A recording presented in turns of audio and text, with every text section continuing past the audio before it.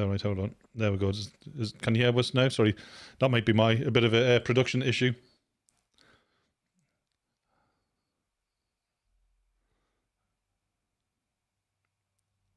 Right, give it a few seconds.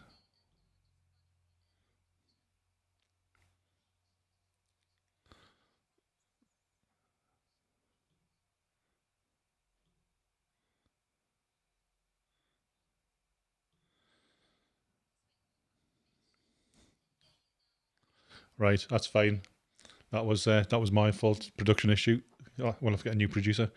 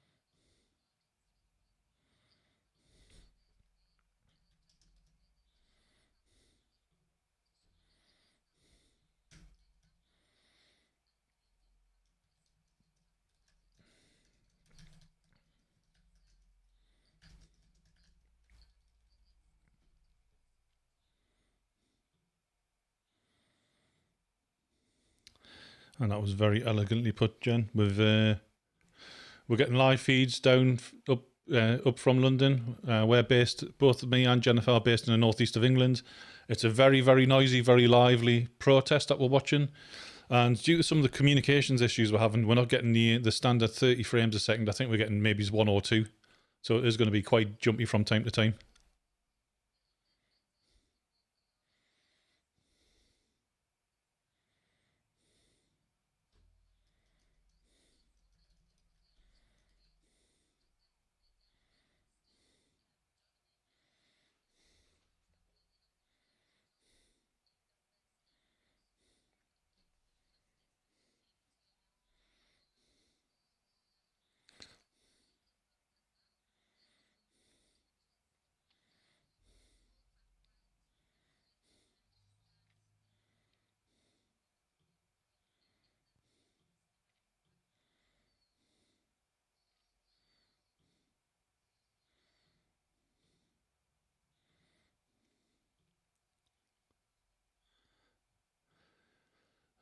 There's a lot of people wearing yellow, I've noticed. And if you look at how many people are wearing masks, Jen, there's hardly anybody apart from the police. Okay, here's Charlie.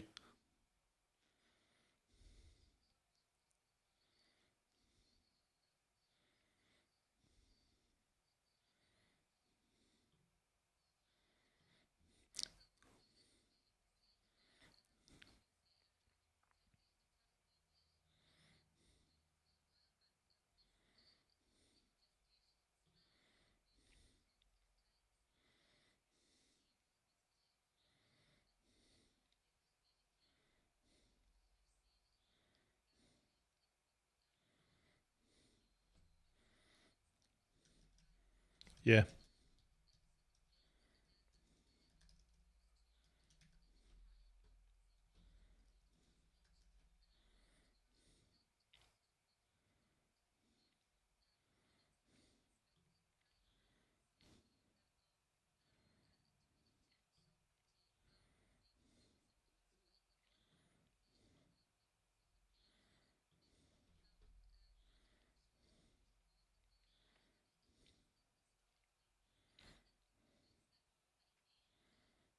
Yeah.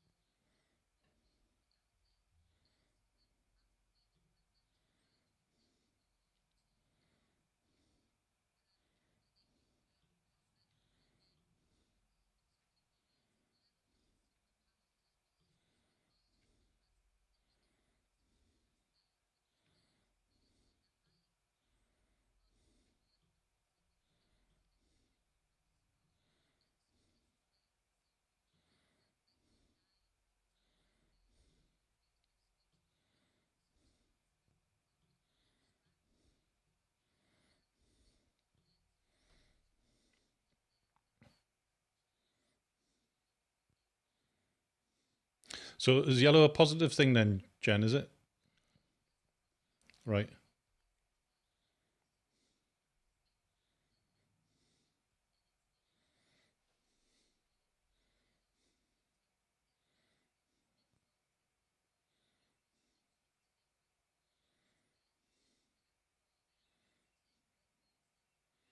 Yeah.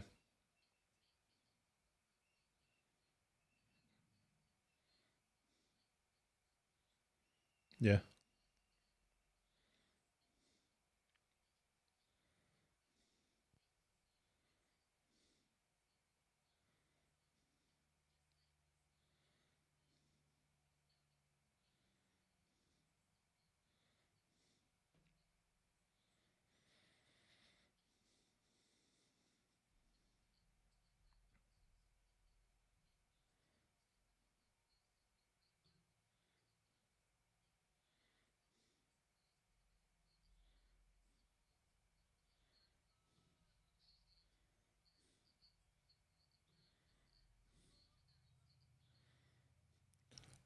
Yeah, it sounds like that is quite interesting because we're getting some poor quality signal from London, but I mean obviously the symbol that adult sort of changed from good to ill for evil use. I think that's happened a lot through history. I mean, what about the colour purple? Is that is that right? I don't know why I can't hear you. Let's have a look at what Charlie's up to. Let's see if people can actually hear Charlie.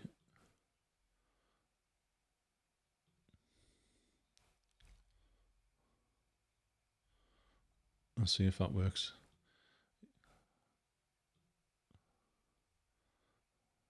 Oh, and I think we've lost Charlie altogether by the sounds of it. Yeah, Charlie's gone completely. We've got Chris down in down there, but there's no actual sound. I don't know why people can't hear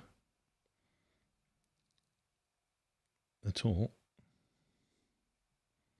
We're not getting.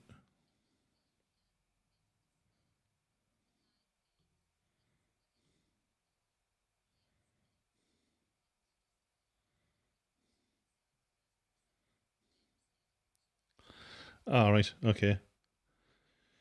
Right, we're going to have some technical issues, no doubt. Let's see if we can sort this out.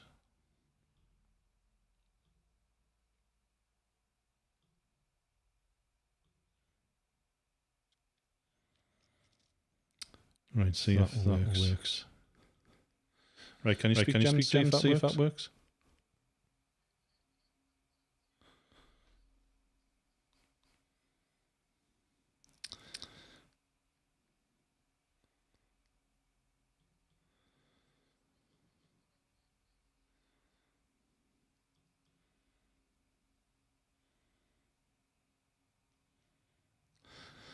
Yeah, I think we've lost all sound from the London area. We're watching Chris at the moment.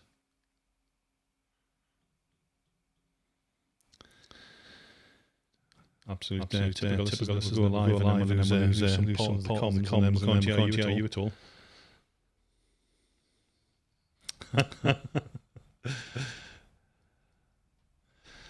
Yeah, so we're watching some live stream down in London. And that looks like there's Chris there. We can't hear Chris at all. We've not got any comms at all from Chris. Yeah, and he hasn't got his headphones in, but we can't hear him at all. And this is some of the issues we're having. I mean, we couldn't contact the guys on the ground. It was supposed to start quarter to one, and so we'll have to one due to the fact there's major comms problem. And I don't know if that's just capacity because there's hundreds of thousands of people in the middle of London. And there's guys keeping a high keeping guard with the weapons as if they're climbing over the gates. But we are having a few issues with the communications with London. They can't hear us at all. The guys have taken the headsets out because there's that much noise and that many people blowing horns and whistles and people playing music that they literally can't hear what we're saying, even though we're direct in their ears. So we've had to drop those comms, and now we're having issues with the live feeds from Charlie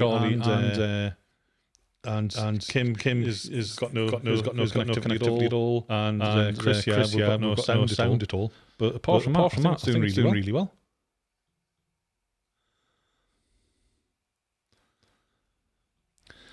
So if you're watching, this is our first live stream. We're going maybe last week, but I'll see if I can get. I don't know why it's not coming across on your from your Zoom side of things. Jen. So it's probably something to do with what I'm doing. So if you can,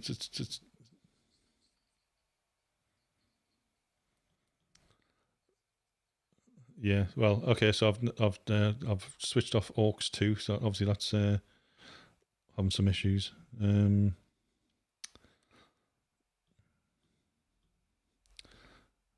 Active sources only. See what other sources we've got.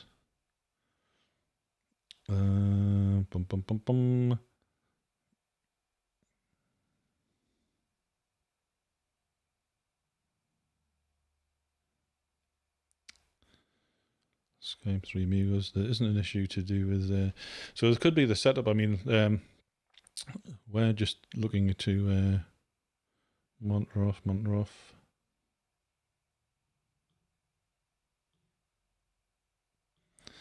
Right, let's see if that works. Can you speak, Jen? See if that works. No, that's not working at all. No. Great. Right, so there's obviously some sort of jiggery pokery involved, which isn't working with the Zoom call, and that's the technology we're using. Obviously not working at all by the sounds of it. Obviously people can hear me, so apologies for that. And I have used this software a few times and it's normally worked. So there's obviously a disconnect between the audio output from Skype and the audio input into the live streaming software. We're hosting from Newcastle. Yeah, we are hosting from Newcastle. Guys, come out of it. All disconnect and reconnect is only echo now. Can't make out what the gentleman is saying. That'll be me. I'm certainly no gent. Yes. No, there's yeah, if you can hear Jen, let me know. Sounds like you're only hearing me. And good. That is good. So I'm just I've got me screen, another screen down here. I've got a few different types of screens at the moment. So if you see me looking down, that'll be why. So I'll read the chat now. Okay, the echo has gone. Thanks, Emma Kate. I've made it this far. Yes, well done for hanging in there. We're just having a few comms issues for some reason. We can't hear Jen. I can hear her in my ears, but it's not coming across onto the software. So there's obviously some sort of config issue that we've got. We've got a few adverts. I'm going to try and play a shortish one. And if this is Helen from the Awareness Foundation, and just let me know if you can hear this. It's about a minute and a half. So and then we'll go down to Chris and see if we can get back in touch with Charlie on the comms as well.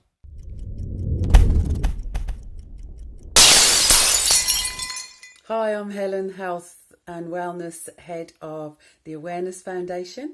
Anyone who is interested in supporting the Awareness Foundation, specifically the Health and Wellness section, is most welcome to get in touch. We aim, long-term aim is to create an alternative healthcare system that is far more harmonious than the existing one, where the holistic well-being of everyone is taken into account.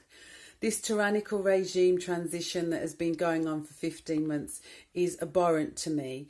It is something that I find quite heinous and disgusting, and therefore I will do what I can to aid each and every one of us to become the very best that we can.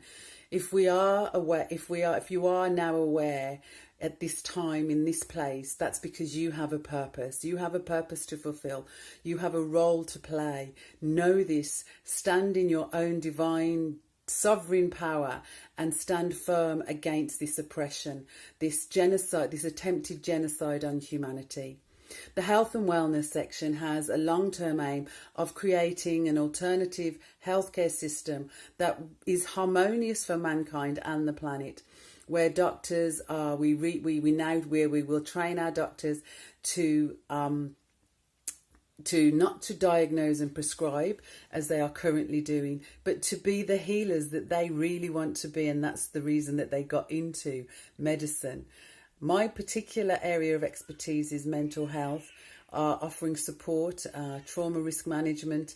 I've got various hats that I use to achieve this, but at the root of everything I do is the holistic well-being of each and every one of us. So please get in touch if you wish to volunteer, if you wish to become part of something which is going to stand the test of time and end this tyrannical regime, then please get in touch. I look forward to hearing from you.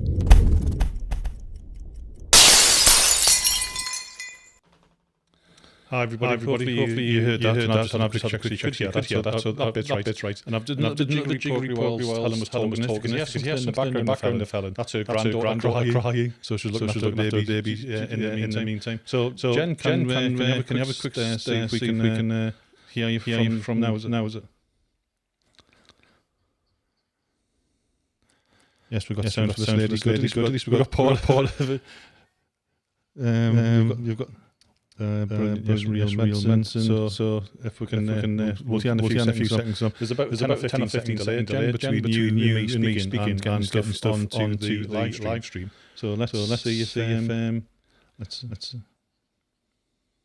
hold on. Let's get rid of that. Right. So the echo's gone now. Yeah, we're just doing a bit jiggery pokery with me. With getting the audio inputs sorted out, because a lot of this we're doing for the first time, and we aren't professionals, as you can probably tell, but we are trying to be part of the new media. So let's just see if we can now hear you, Jen, because I've now put the different audio inputs in without me coming in twice. Right, I've changed that. Hold on, right, this software is not working the way I'm expecting it to work, so, right, hold on, audio input to, no, that's probably still not working for you, Jen. I'm going to have to try and get this to work. We'll play a few more of the adverts, and because we've got a few good people who are... we'll get there now. Yeah, we did do quite a lot of testing, but there's obviously... We're live now, so when we're going to get some issues, that's when we're going to get it. Right, so we're still not hearing you though, Jen. I think that's definitely a case of still no Jen. Right, we'll listen to Ian Clayton from UK Citizen 2021. Is part of Guardian 300. We're also part of wider networks, and we're liaise with lots of other different groups. So we're also working towards the same end, and we're working with many different types of lawyers and solicitors. And this is just one group. This is Ian Clayton. My name is Ian Clayton, and I'd like to tell you a little about UK Citizen 2021. This particular concept has come about as a result of a small team of legal professionals who have concerns about what is happening in the UK, actually coming together, discussing their concerns, looking at solutions. But what we have also done, we've looked at solutions that seek to engage with the overall population of the UK. We try to do things so that other people can become practically involved, so that everyone can become practically involved in actually making some noise about the demands that we seek to be met. So we have to date actually published and served on various parties a UK Declaration of Freedom, a UK Citizens Declaration of Freedom and Human Rights.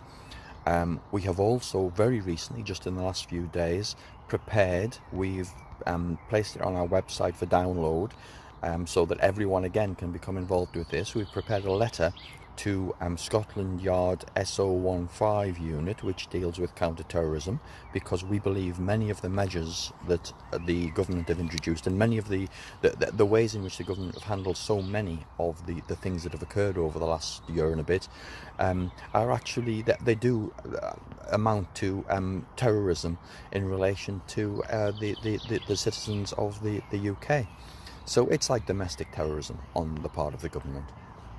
So we've just completed that. We've actually served that on the relevant unit at Scotland Yard too, but we are asking everyone to become involved in the projects that we're working on. We're working on another couple at the moment, and the details of those will be available on the website soon. So finally, to finish off, I'll just again let you know which website you need to go to find out more, and that is ukcitizen2021.org. Thank you for listening.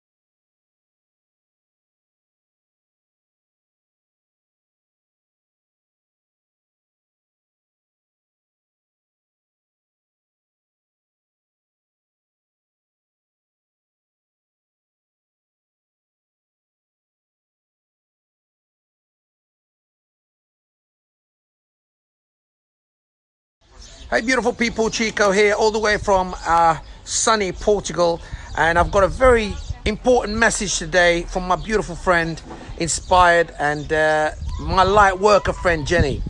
See, every time you start to think it's us against the world, get overwhelmed by the fear they're constantly pumping out in all forms of media, fear porn, trying to make it the norm. You feel like giving up. You think it's not worth it. Well, just remember this. We are the 99%, and without us there are nothing. Now let me elaborate. We are the ones that are highly skilled in tech. We are the police force. We are the doctors and nurses, the scientists, the engineers, labor force. We produce the food they eat. We build the structures they reside in, while they plot and destroy our very existence. Remember, we are the artists, the musicians, the entertainers, the writers, the scholars. We are the teachers, the philosophers. We are the army. Yeah, we make the weapons they use against us. Not just the machine guns. I mean the bullshit media that they give us. We are the media. We are the economy. We are the tailors. We are the designers, the healers. We are the logistics they need to import and export. We're tired and fed up, and we refuse to be experimented on and treated like cattle. We are human beings, sovereign beings that want to have that right. It's time to throw away that which is dividing us. They keep us penned in that pen called fear. False emotion appearing as real. It's time to unite and stand shoulder to shoulder, brother on brother, sister and sister, arm in arm, and we say no. It's time to put aside our differences and speak about our commonalities. You'll find that we have much more in common, and only a few common enemies. Now, what are those common enemies? That's ignorance through manipulation, ignorance through miseducation, ignorance through misinformation, and the father of all, ignorance through indoctrination. Remember, we're many countries but one nation, many waves but one ocean, many beliefs but one notion, many feelings but one emotion. Energy in motion, that's you and me. Okay, beautiful, God's creation. Remember, as the great Bob Marley would say, one love, one about, one heart. Let's get together and feel alright. Sing it with me. One love, one about, one heart. Let's get together and feel alright. What time is it? Yes, it's the Guardian 300 time. And it's Chico time. Speak the truth, be real. Connect to your heart, soul, essence. Go beyond the title, the color, creed, sex, or gender. Know that you're a human being, a sovereign being. As a matter of fact, spiritual being having a human experience, not not a human being having a spiritual experience. So, as I said, one love, one heart. Keep shining, keep smiling, keep inspiring. And we say no. We say yes to that which brings harmony, and we say no to that which divides. Peace out. One love.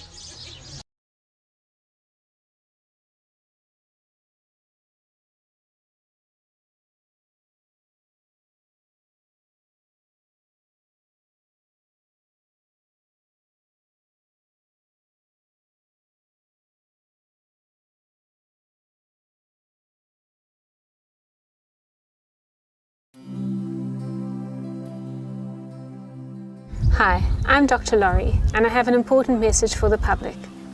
At my company, we work with organisations such as WHO and the NHS to provide evidence for them to support clinical practice guidelines. Recently, we evaluated ivermectin to prevent and treat COVID-19 infection. Our evidence shows that ivermectin is effective, safe, and very cheap. We should be using it for both prevention and treatment of COVID. However, governments and health organisations are ignoring the evidence, and there's a mountain of it. And I think this is because they are heavily invested in novel treatments. So I'm asking you, please, take responsibility for your health. Educate yourselves, inform your friends and family, and most of all, speak to your doctors. Help us spread the word. Help us save lives. Thank you.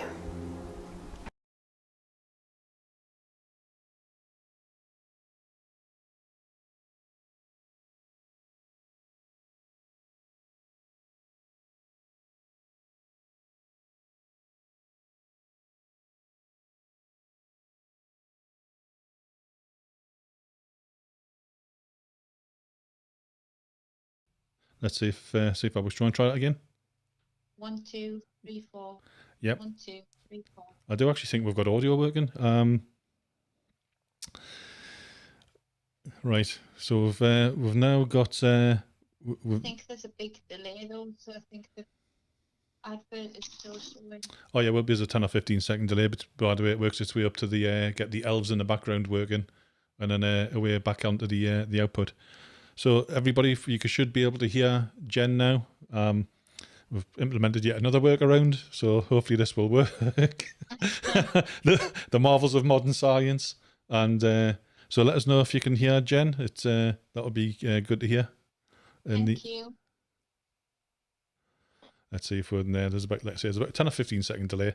We've got some major issues with the guys down in London because they can't hear us at all, and they're sending us messages saying we can't hear you. Hopefully you can hear us, and we can't hear Chris at all. And we can't actually get a message to him to say we can't hear you because he's using his. Yes, both of you have sound. Looks like he's really talking to some people. So he is as well, which is unfortunate. Charlie's doing his stuff. I know we've got Kim back in. And because of the number of people down there, they're having real just comms problems in general because these cell towers can only handle so many connections at any one time. And the emergency services do have priority. They work on a slightly different part of a network. And if they were having major problems, they would just kick everybody else out, and the emergency services would have the full spectrum. So it looks like we have actually got sound. So we've done a little bit of a workaround in the background. Got some elves unplugging and plugging in cables. And it does look like we've finally got some comms, so it's only taken us about an hour, about 45 minutes. But yeah. Can you make George a moderator, please, while we're on, just while I say his name? I can't do it. Yeah, we need. I need to have George's email address in order. No, it's just in the chat room, in the YouTube chat room. All right. Click on his name there, and you'll be able to do it. All right, you know more about this than I do. Hold on. Right, bear with us 1 second while I'll do me little elvish thing and see if. So what I was saying before, when people couldn't hear, we noticed that a lot of the yellow being worn by people. Now that happened in the last March too. Now I am a psychic, I am a tarot reader, and I've been putting out videos regarding what I would say is a gestational spell. All of these actions taken on the solstice.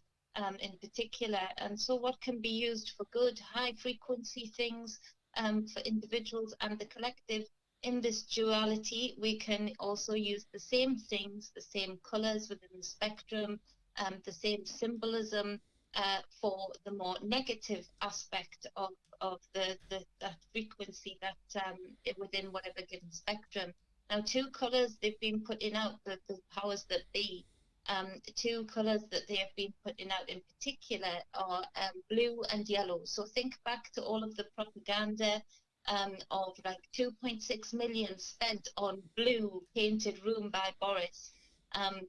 Trump wearing a blue tie as he left office. Lots of blue. Now, blue in its high frequency speaks of royalty, divinity, sovereignty, all of the things that would make you powerful in your own right, with your own birthright, but in its more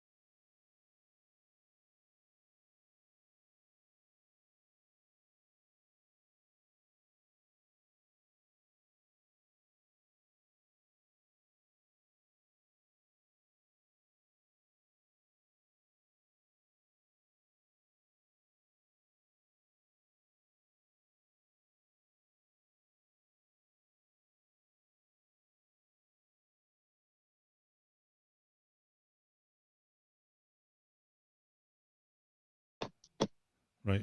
Try that again then, Jen. Thanks, George. Can you just let me know, George? Just keep in touch as to whether you can hear me or not. Right. Try that again, Jen. Must be when I change transitions. 2, 3, 4. 1, 2, 3, 4. Yeah, I think then that's just transition to that. We'll go that one. That's fine.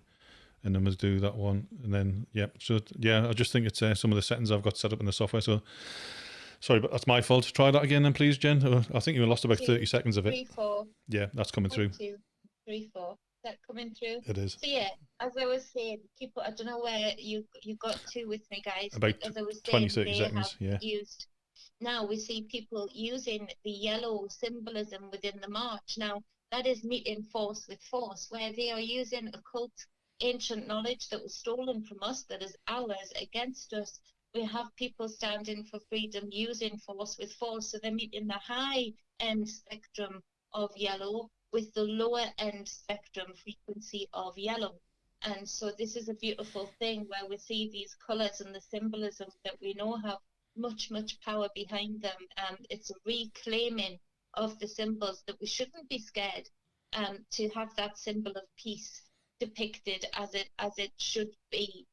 We shouldn't be scared of all of the other symbols, like the spirals, like the triangles, that then they've stolen and taken and used for what we'll say is the P word. When actually they talk of the cycle of life, they talk of generations, they talk of beautiful things. And so it's really important that we do take back this ancient knowledge in this time of change. And it is not over. You can see the power of the people here as they're all marching together from all walks of life, all age groups, coming together, never minding their differences, but coming together to a focus point of we will stand for our freedom, we will stand for our sovereignty, we will stand for our divinity and nothing less. And this is, a lot of people can get lost in the situations thinking we'll never win, they're too powerful, they've got too much over us. That's not true. We've won many times within history. We've won many times when we've stood up and stood together. Most importantly, we've stopped plans going ahead. We've stopped plans and agendas being quite so severe.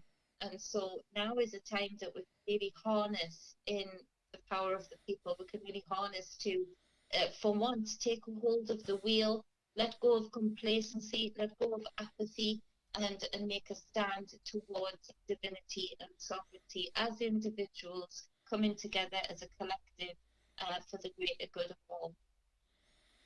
Wow, I think you said all that in one go without taking a breath, Jen. That was Thought I'd get it out there while I was still on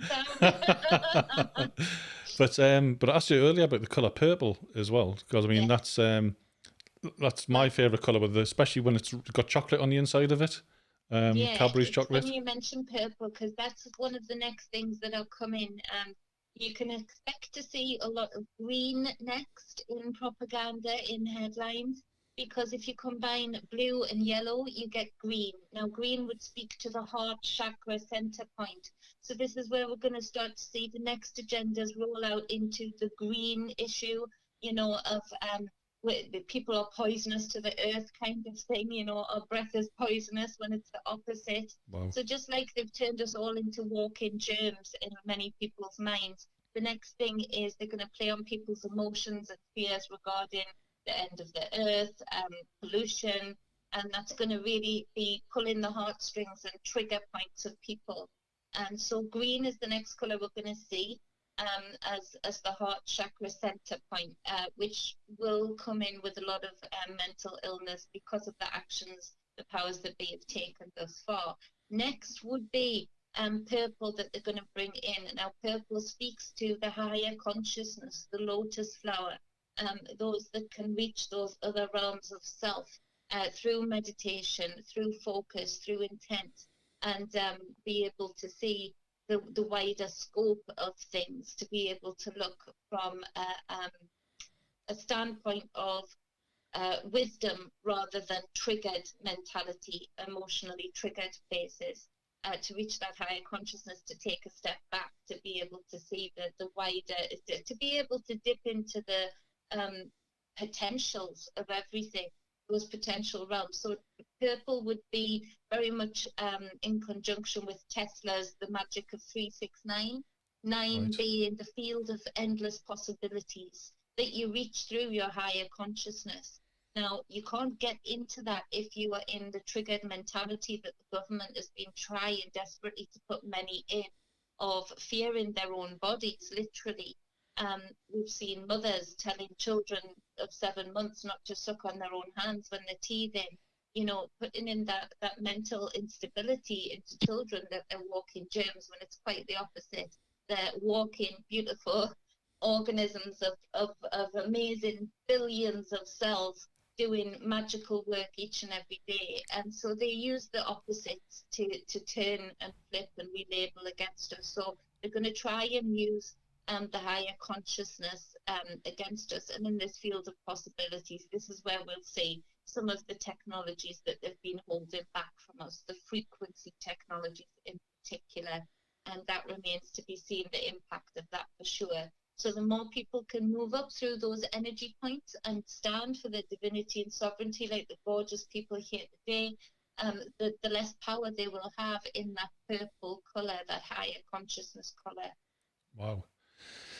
That's a lot to take in, mind, isn't it? It is a lot to take in, and I think that really brings us down to why people are all marching. For various reasons they're all marching, but essentially it's down to the freedoms that people want. The freedom to choose, the freedom to associate, the freedom to travel, the freedom to work and earn a living, and all of those things are being taken away by sort of these self-righteous, I don't know if you call them Kabbalists or the establishment, but puppets of the cabal type, square, black cube type of. See, we deal with the puppets, and we need to be looking next towards the head of the snake, and the head of the snakes are, sitting back, playing their game with each and every country via the puppets that we allow to be in control, via the puppets that we actually pay for, the privilege of being oppressed by. And so this is something that needs to be turned around, and they do need to be held accountable to the people. Mm-hmm. And people who are ready to serve the people should be put in place of these goons. That's a good segue, actually, because I've got a video lined up which is coming from Mick Scott, who is the founder of the Guardians 300, and this is an introduction video he made about 6 or 8 weeks ago. So he refers to the previous protest, but I still think it's very relevant for why we need to be aware of why Guardian 300 has been set up and what the intention is to do with hopefully hundreds of thousands of people who will join. So this is the founder, Mick Scott, and this is a video he made just a few weeks ago.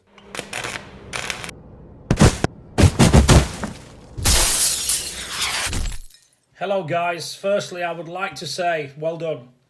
We're already getting significant numbers of people joining our group, the Guardians 300.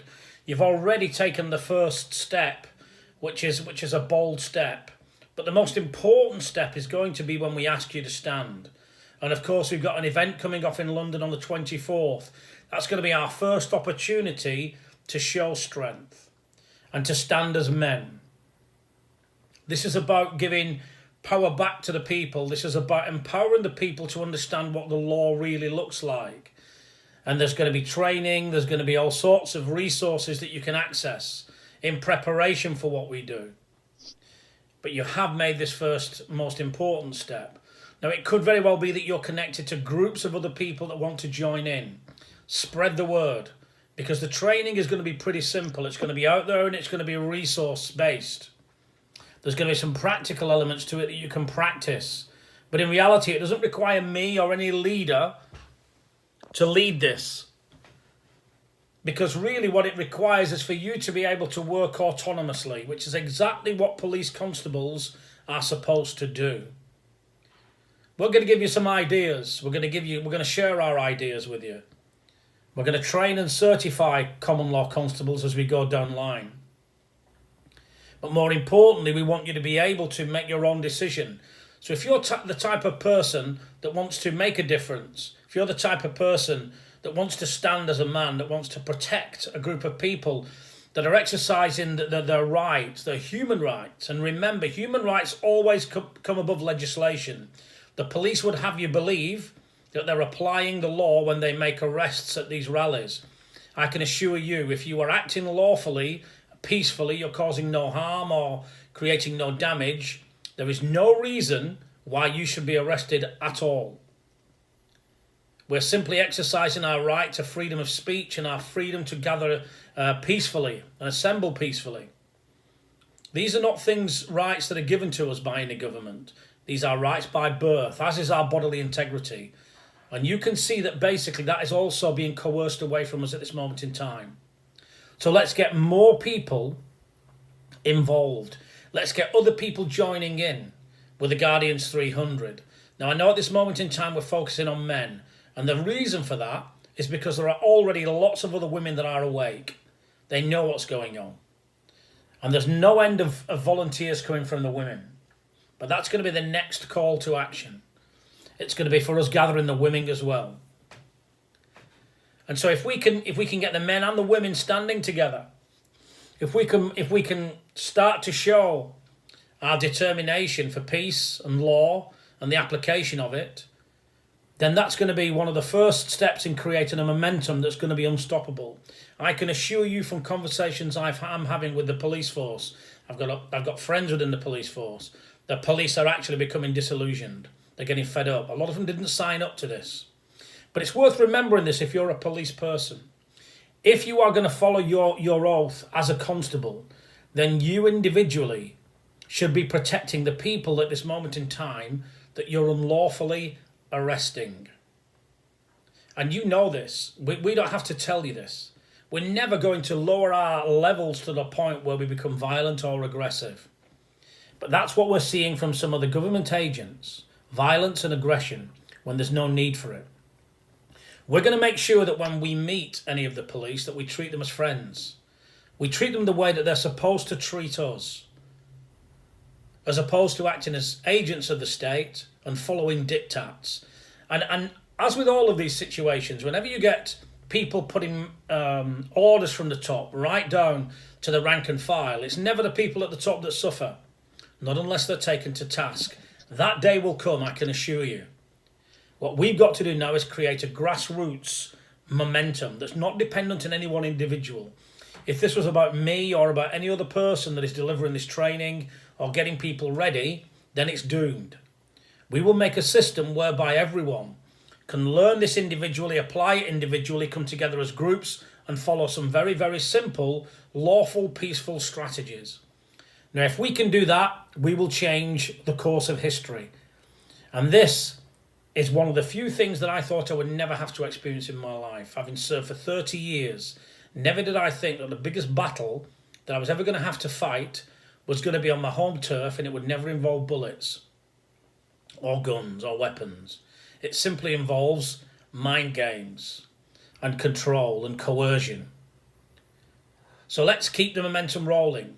We're going to give you more videos as we go along. Get in touch with the groups that are interested in joining us. We want men to stand.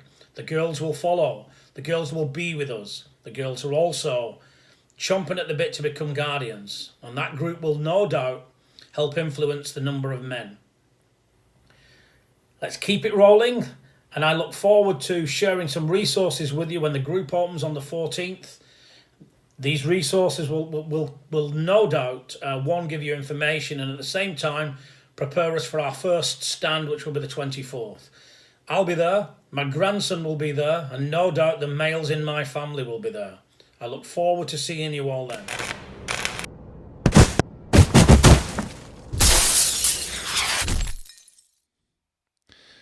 Wow, that was Mick Stott of Guardians 300. We're now looking at Kim, who runs Kim Drops live stream, and we don't have any sound from him at the moment. But we'll see if we can ask him to sort that out. What do you think about what we're seeing there, Jim? Oh, here's Kim now. Yes, we can hear you, Kim. Hey. Hi there.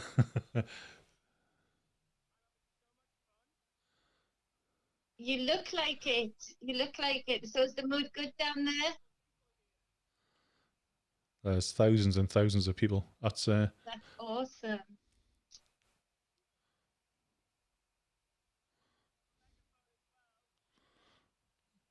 I don't actually think we're hearing them. We can hear them, Kim, but again, it looks like it's an issue with Zoom. What I'll have to figure out for the next live stream. So we can hear them, but nobody else can, unfortunately. Canadian Giant in the chat. I saw that. To be honest, no. I don't know. I know that the media is depicting very different things around the world to different countries to play one off against each other. But no, I would say the majority of Brits are against what is happening and the tough measures. Yeah, and there's very few legacy media companies that are actually reporting the truth. You've got the communist news network, the CNNs, and the Bolshevik broadcasting corporations, the BBCs, who are just sort of regurgitating propaganda. Column, who are fantastic men and have worked so hard throughout all of this, and they've brought data and research, and they are being shadow banned, attacked, threatened by the BBC for court proceedings. Really?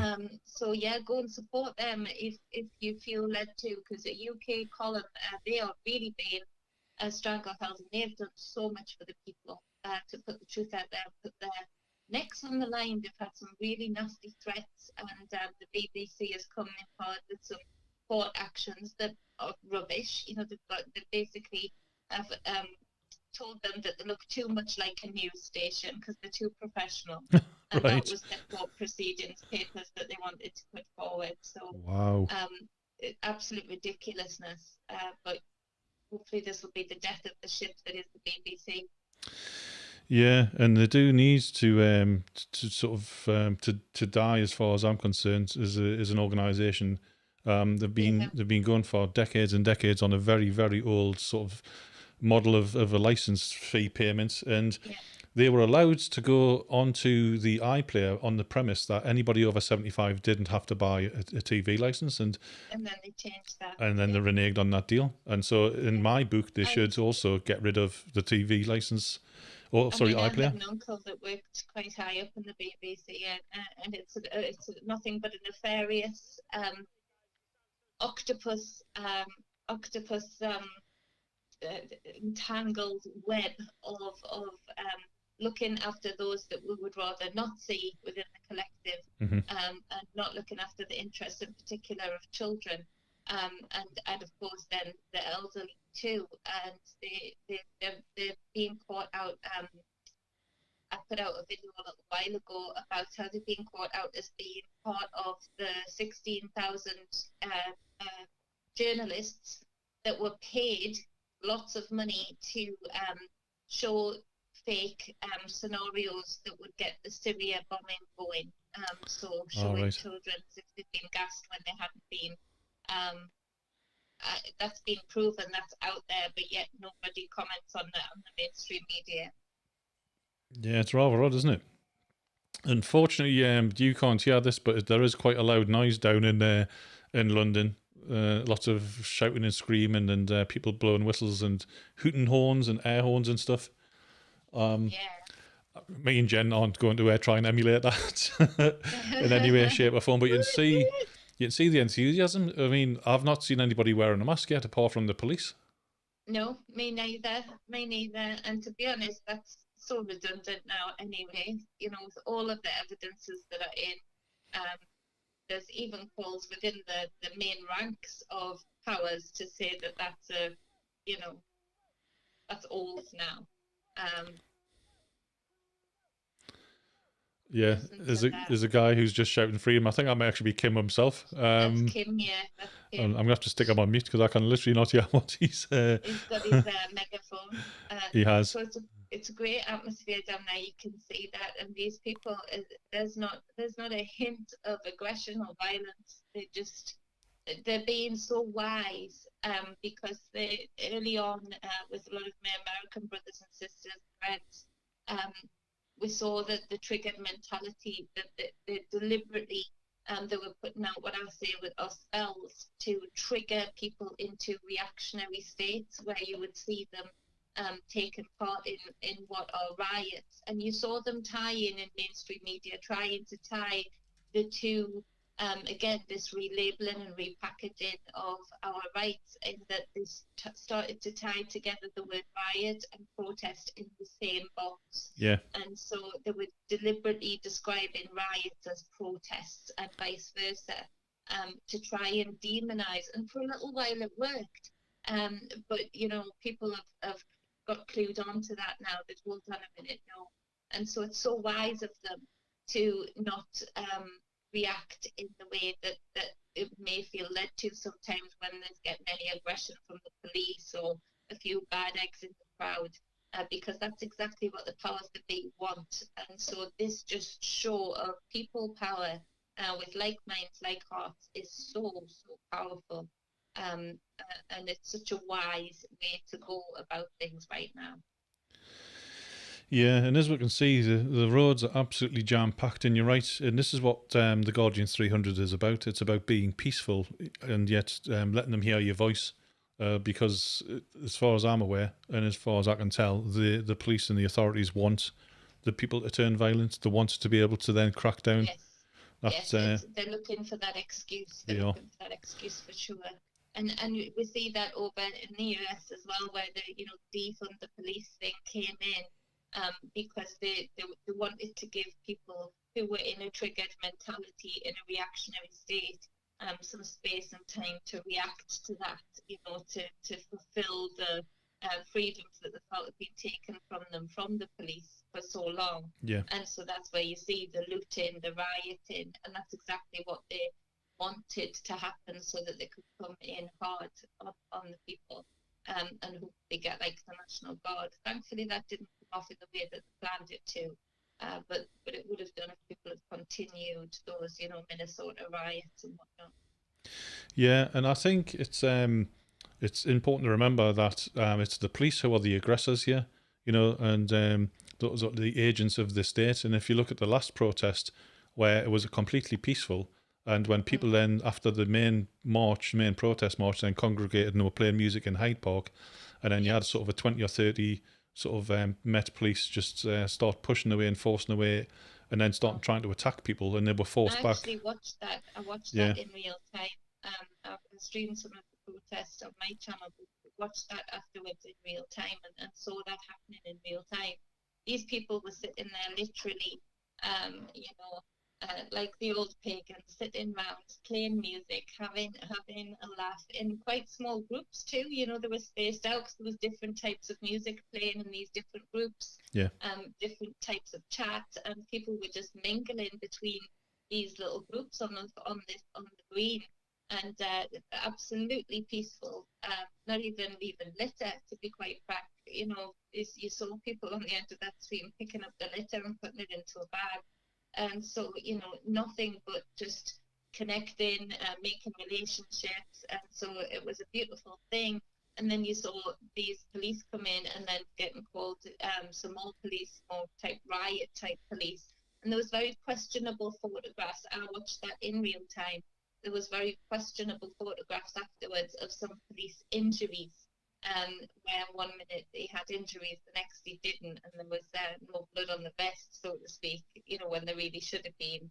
And so I didn't see that. All I saw was people saying, leave us alone, and marching the police back to the perimeter of the green. They didn't cause any violence towards them. Yeah, because there was a group of people who deliberately put themselves in between the police and the people pushing the police back into the perimeter. You know, I think it was some sort of car park, and we saw TSG just arriving, you know, just in the nick of time, and you know, sort of dozens and dozens of them. And to me, when I watched it, I just thought, well, all you've done is you've sacrificed. This is from the management of the police point of view. You've sent your officers in to deliberately create a situation just for the media moment, just to get the photograph of look at how terrible these people are. Yeah, and we know this from a sociology point of view. You know, the studies that it did with sociology is that you would where police are, where those uniforms are. Again, a lot of occult knowledge within the uniforms themselves. You know, Sonic checkerboards, hats and whatnot, and the color scheme of the white and black. You know, which is the opposites of the divinities, divine feminine, divine masculine.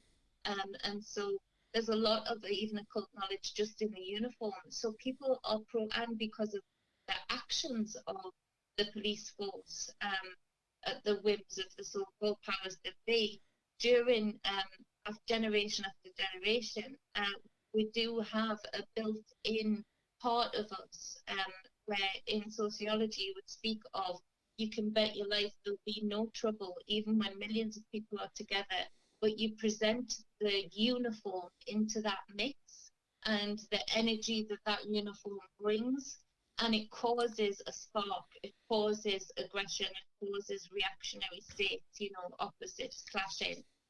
And we see the antagonistic type of energy coming from the police force, which is completely the opposite of what we are told we are there to be and do.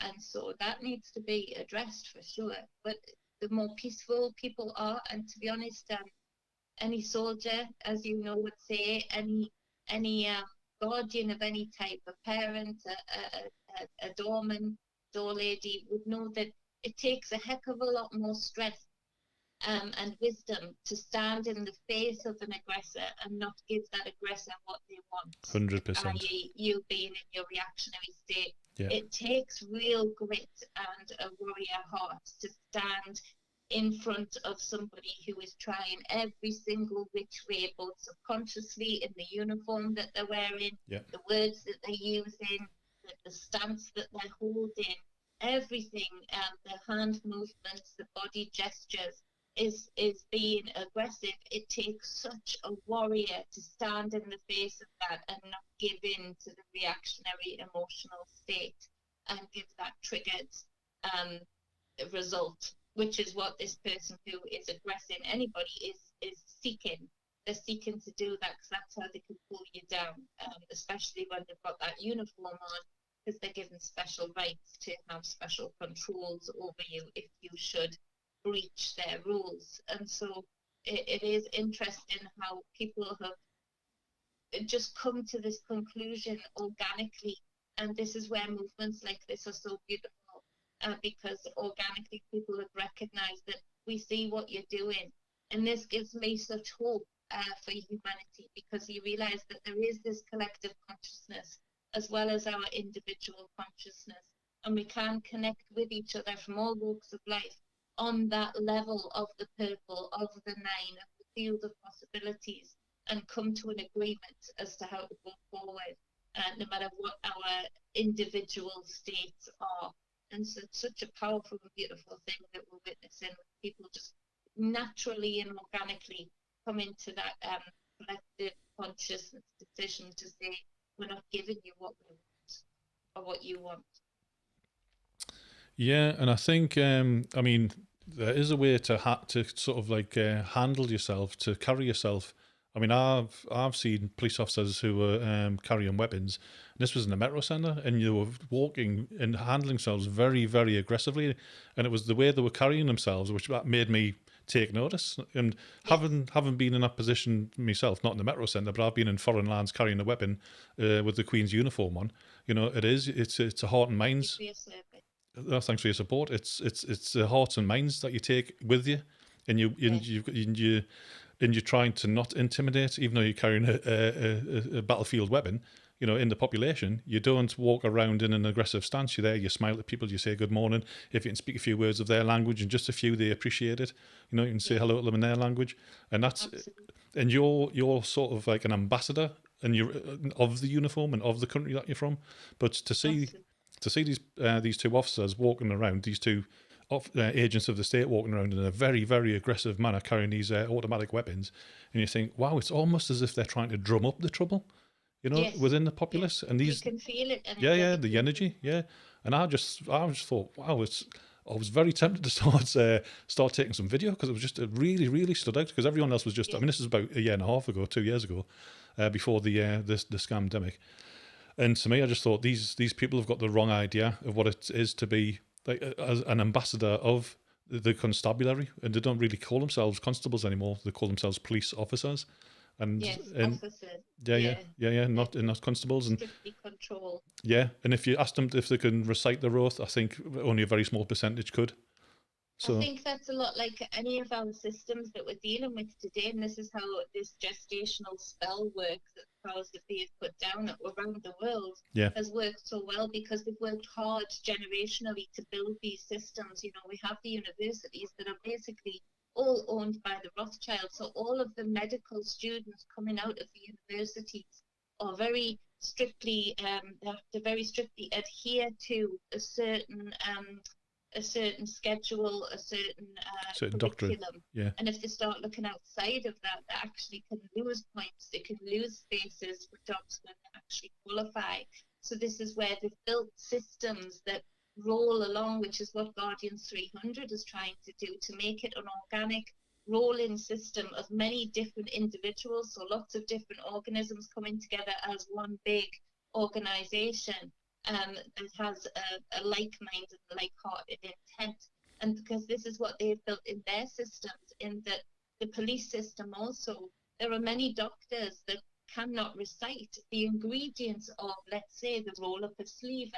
Right now, if you challenge them and ask them, and they cannot understand what those ingredients stand for or mean, this is because they've been indoctrinated. They have been, it's cult-like. Each system that we're living under right now is cult-like, where they get indoctrinated, and their thinking outside of the box becomes limited, not only by their own selves, but by the system that they work for. We've had doctors threatened over this period of time for even suggesting holistic approaches as well as pharmaceutical approaches, which is all wrong. And so the reward is for maintaining the party line, maintaining the narrative. And that's the same within the police force, within social services, within parliament. And so we do need to break these structures up a bit and say, okay, where do we need to change this again? Where do we need to infiltrate it again with real people who are close enough to actually the repercussions of all of these systems, that we can come in and actually help bring solutions for either new systems or to maintain and fix the old. we can't do that until we get to the heads of the snake. Agreed. Far too few people own the rights of these systems. They own the rights of the universities and what the universities teach. They own the banking system. They own a lot of the corporate world. And so now we're seeing right now a merging of corporation and politics like we've never seen before. And this is where it's becoming very problematic. And we have the gates of hell literally commanding the world as to what to do. It is rather phenomenal, and there's a lot of work to do. And the Guardian 300 is just starting, and I see Chris is now back on the video as well. So we don't have any sound from Chris, but we're just going to. Unfortunately, there's one of the ladies with the Guardian 300 attire on.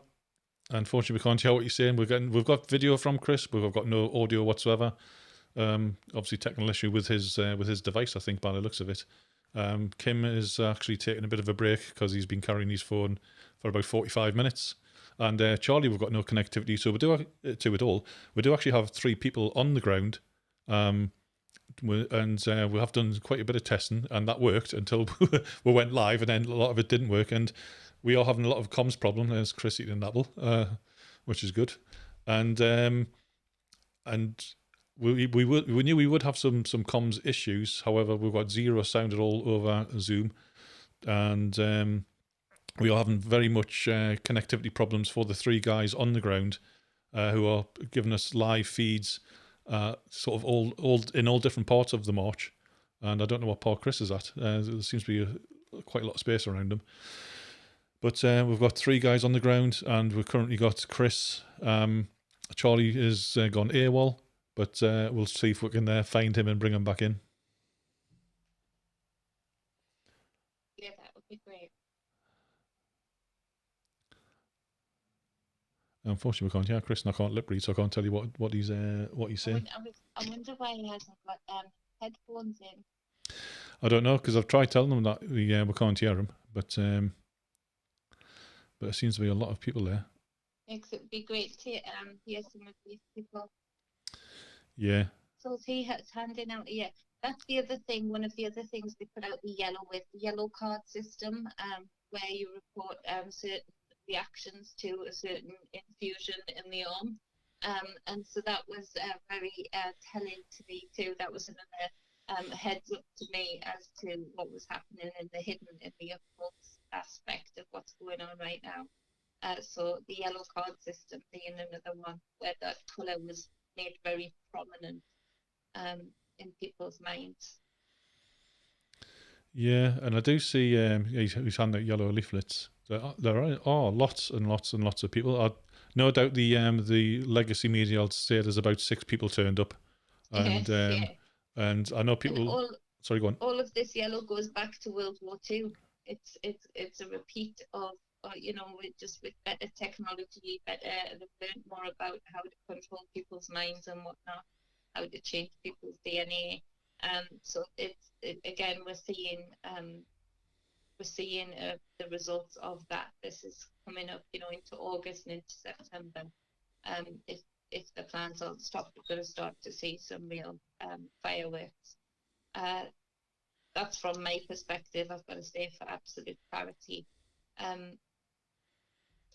The other thing I think we've got to watch out for is for sure the frequency thing, making sure you're maintaining your own high vibes, working hard to, yes, make your stand in your divinity and sovereignty, but also taking some time out from all of this, because it's deliberately draining, it's deliberately debilitating and tiring. And so making sure that you're not losing your sleep, making sure that, again, it's like standing firm in front of an aggressor and staying calm and staying balanced. Make sure you've got that balance going on in your life too, where you can still be having fun. Do it like these people in this march. They're having fun. They're creating a vibe together that is bringing a higher frequency to the place, and that's good for you physically. It's good for you emotionally, mentally, spiritually. All aspects of you are going to be fed by you maintaining that high vibe, being around like-minded people who you can bounce that energy off and grow it. That's transmutation, that's alchemy. And this will help you in all layers of self, and it takes a lot of power and control from anybody who would try and oppress you or control you in your individual life. Letting go of people who want to do that, who want to label you, who want you to, adhere to how they think you should look or be or sound. And also that expands out to these powers that be. Gives off a very different vibe of we do not consent to your vision of who we are. We consent to our vision of exploring ourselves and expanding as we go along this experience, not be put into little boxes on the hillside, that song. I don't know that song, mate. Do you want to sing a few bars? People will know it. I can't sing, but little boxes on the hillside, little boxes made of ticky-tacky. It speaks of this. They all look the same. Right. That's the song. It's quite a well-known song, but it speaks of this for sure. Wow. I mean, people are breaking out the box. Exactly, and there's Truth Seekers Northeast of I don't know who that is, but Chris was standing next to a bloke, and I don't watch TV at all, so I don't know if he was someone famous, but he was getting his photograph taken with him, and we just saw Professor Dolores Carhill walk past there with a few guardians next to her. That's cool. She's a hero. She is, she's got so much wisdom and knowledge, and so many accolades and awards for our work that she's done in the field of microbiology and immunology, and these are the type of doctors we need. And I'm so grateful to Guardians 300 for giving her that security, because she needs it. Yes. The things that she's saying go well against the narrative that is being put out there. So what a brave, amazing lady, and she's a gift. She's an absolute gift to humanity, and it's awesome that we can be a part of helping her do her role, helping her fulfill her role, and what she's meant to do. Yeah, and it sounds like because we've got some comms issues with these feeds from the Zoom chats, that we're not going to be able to hear her speeches, but no doubt people will be recording it, and I might be busy over the next few days putting a sort of collaborative overview of what's gone on. So yeah, that would be great. Yeah. That's it. There's going to be plenty of recordings that you can make a video, editing up of all the different clips. That would be awesome. There's so many people streaming today and showing what's going on. I know. So it was supposed to be us as well, but obviously this is our first live stream. It hasn't gone too badly, just hasn't gone too well. But but obviously we just change, move, adapt, and we just work with what we've got on the ground. So we've managed to sort out Jen's problems, but we're just having major issues around connectivity as well for the guys on the ground, because there's that many people down there that the cell towers obviously can't handle the amount of people and the amount of mobile phones that are down there. So we're having comms problems left, right and centre. We can't send these guys text. We're having trouble making phone calls. They're having issues around the actual use of data and the quality of the data that's coming back is very blocky. We're sort of, instead of getting 24 to 30 frames per second, it looks like we're back in the 1920s and we're getting sort of like 10 to 12 frames a second. So it's very much... it is a shame, because Chris is doing an awesome job there. He's speaking to so many people and passing those hugs out to people, which is beautiful to see. We've all been hugging throughout this period, I'm sure, every single one of us there, but people have been nervous to be close to one another and hug one another, so it's fantastic seeing all of the smiling faces and seeing Chris's smiling face, talking to people and hugging people as he goes. Yeah, as he's just gone live from the feed, but not to worry, we'll stick you on that instead. And this is just one of the issues we've got, where we're continually getting dropped comms, and because we're doing it on a shoestring budget of using this sort of the 3 and the 4G, maybe even 5G, if we can mention that, if we don't get struck off for that. But obviously the legacy media have all of the satellites and all of the outside broadcast equipment and very expensive cameras and sound equipment, and a multiplicity of technicians, where we've got literally one person who's done a bit of this and another person who's done a bit of that, and we are literally making it up as we go along. That's not a bad thing, because that is. I mean, nobody has their entire life planned out, and this is something that we thought of on Monday afternoon, and we've managed to we didn't even have a YouTube channel sort of 2.5 days ago, So That's it. the Guardians. I get I've got no fame stuff with my YouTube channel and sharing that way, but it's slightly different with the and doing shows with other people that way. But it is slightly different, incorporating the boots on the ground and Yeah. trying to work around that. So it's getting there. We'll get there, and it's still been a beautiful time seeing Chris in particular, just smiling at people and hugging people and seeing the smiling faces in the crowd, and you can feel the vibe. You can feel the vibe from here, Yeah. when you see them hugging and speaking and smiling. Everybody's excited and uplifted. You can see the energy, the aura around them. It's a beautiful thing. They're like a wave, you know. Yeah, we're just getting some chat here. Nadine, you are doing great, guys. Keep sharing the truth. Thank you very much, Nadine. That is appreciated. Amazing you, seeing the people Nadine. coming together. Take back our power. Anybody being coerced to take the jab is being refused treatment. Go and check out the power to the people. Well done, guys. Thank you very much, Nadine. That is very much appreciated. Well, George is doing a great job in the chat there. British people should never trust the thank you, BBC. They only give us half truths. I don't even think they're getting the half truth these days, and fail to report when we march in our thousands in London. And on that point, Jen, I think the fact that the lamestream media are not reporting on this, or they're reporting very little, I think that's making more people aware of what we're being lied to about. Because if they're not reporting on this, or they're misreporting this, what else are they lying about? And I think, if anything, they're doing a disservice to the public, but they're also doing a favour to the public at the same time. Yes, I think in the duplicity, I think they're doing more of a favour, like you say, because you can't deny it. I mean, there was 752 a million, I think closer to a million there at the last London protest, and they said 1,000 in one of the papers, and I think the BBC, don't quote me, but it was around about that number, and there was just nothing more said about it, and so it's very telling that they've created a storyline, and people coming together like this peacefully from all walks of life goes totally against the narrative that they're trying to sell us and trying to shove down our throats. So it actually, like you say, it's making people question even more, because people know, everybody knows somebody who's going down there, or they're seeing something shared on Facebook or YouTube regarding the amount of numbers and the vibe that's down there on each of these protests. So you can see the disparity between the two. So it is making people question more. So, you know, and this is where we do see the powers that be that do this to the people generationally, and the shadowy figures that hide behind the puppets of such. We do see that, you know, you can only stay in your lower spectrum of whatever frequency you're in, whatever colour in the colour spectrum that you're in.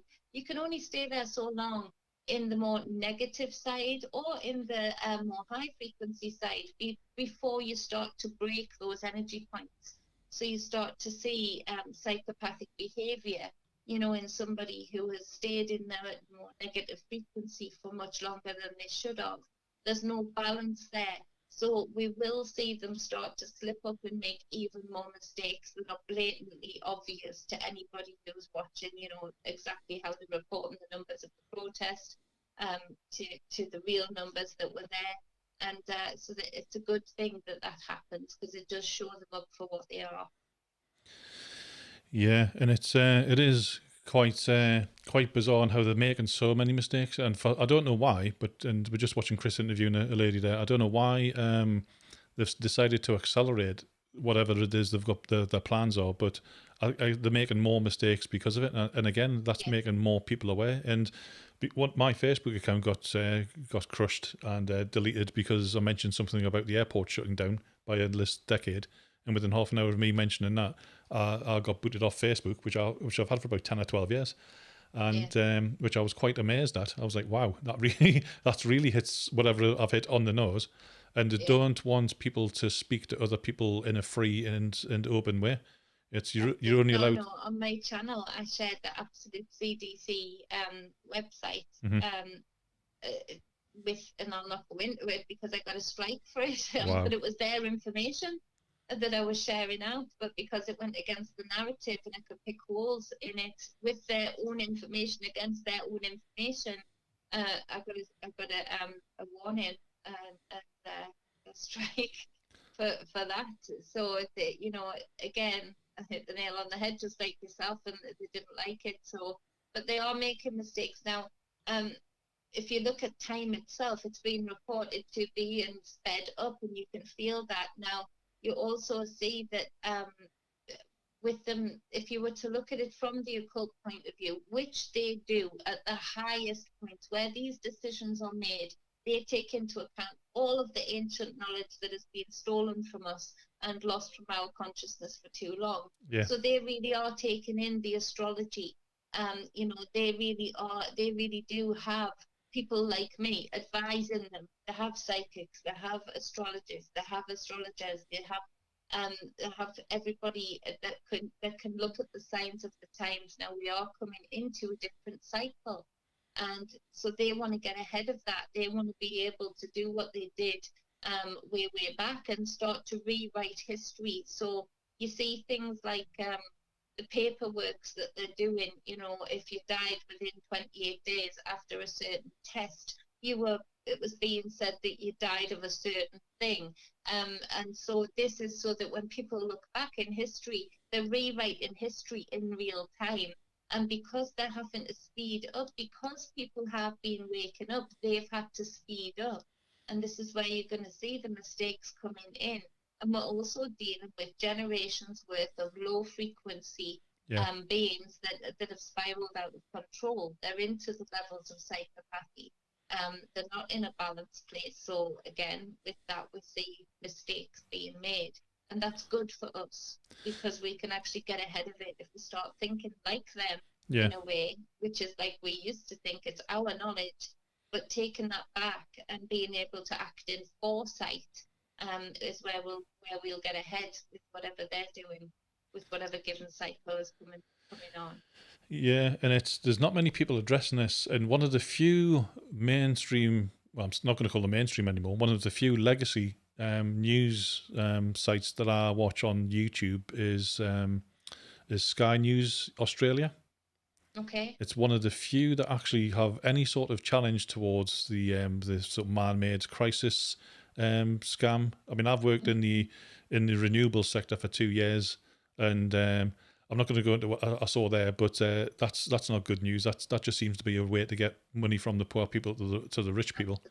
And that will be that green coming in. You know, with the everybody's going to think green, and they're going to come up with those green solutions that actually aren't green at all. Yeah. And again, will affect the poorest of the poor. Yeah. And in particular, children. It'll be children that are mining for certain things to facilitate that, as they are already. Yeah, I agree, because I was looking at I think there's a barrier across the road there. That reminds me of Northern Ireland, that in Belfast. Not that I served out there, but I did work out there for quite a while when I first got into IT, and that's exactly what it was like. Not that sort of barrier, but there were barriers across roads, and so we used to block roads off in Northern Ireland. And an uncle of mine, he was a scalier. Showing that. That is. There's another part of the Awareness Foundation. This is also what part of the Guardians are part of, and it's run by a guy called Jeff Cox, and it's Back to Normal. And there are people who will contact Jeff, and he'll send them out as many leaflets as they want. And there's a person there handing out leaflets, and I've actually got one in my hand here, and I'll show people exactly what I have got because. This is what he had. It talks about in fact that's backwards, get it upside down, sorry. And it's let's get back to normal. And this was put through my door, and I spoke to the guy, and we're now working with Jeff as part of the wider group. This is what the Awareness Foundation's all about, working with the Guardians, working with the UK Freedom Alliance, with Lawyers for Liberty, working with Dolores as well, and Kate Shemarani, and there's many UK citizens, and Robin Manotti, and there's lots of other people. They're just a handful of groups that we're talking about. So Jeff is able to get leaflets out to not everywhere in the UK yet, but there's volunteers like that lady there who will go around and hand these leaflets out and put them through doors in various areas, and that's growing all of the time. And he doesn't charge for them, but he does ask for a donation for these. And if you go to, hold on, I'll read out the web address. It is, in fact, back to normal, .org.uk. You can order these, and if you want to send them out in your local area, you'll also put you in touch. I'll get the children, I'll get the boys to post them through some doors. So it's, I mean, there's people literally doing it all around the UK, and because he's got that network now set up, we're now working with the Awareness Foundation, which I also help out with, and obviously Lawyers for Liberty and everybody else. It's all about deduplication of effort. So it's if we can get people to hand these out, and if another member of this larger group of organisations, because we're all coming together to work together, which is, by the way, what they don't want, which is exactly what we are doing, is we're now all these different groups are now working together.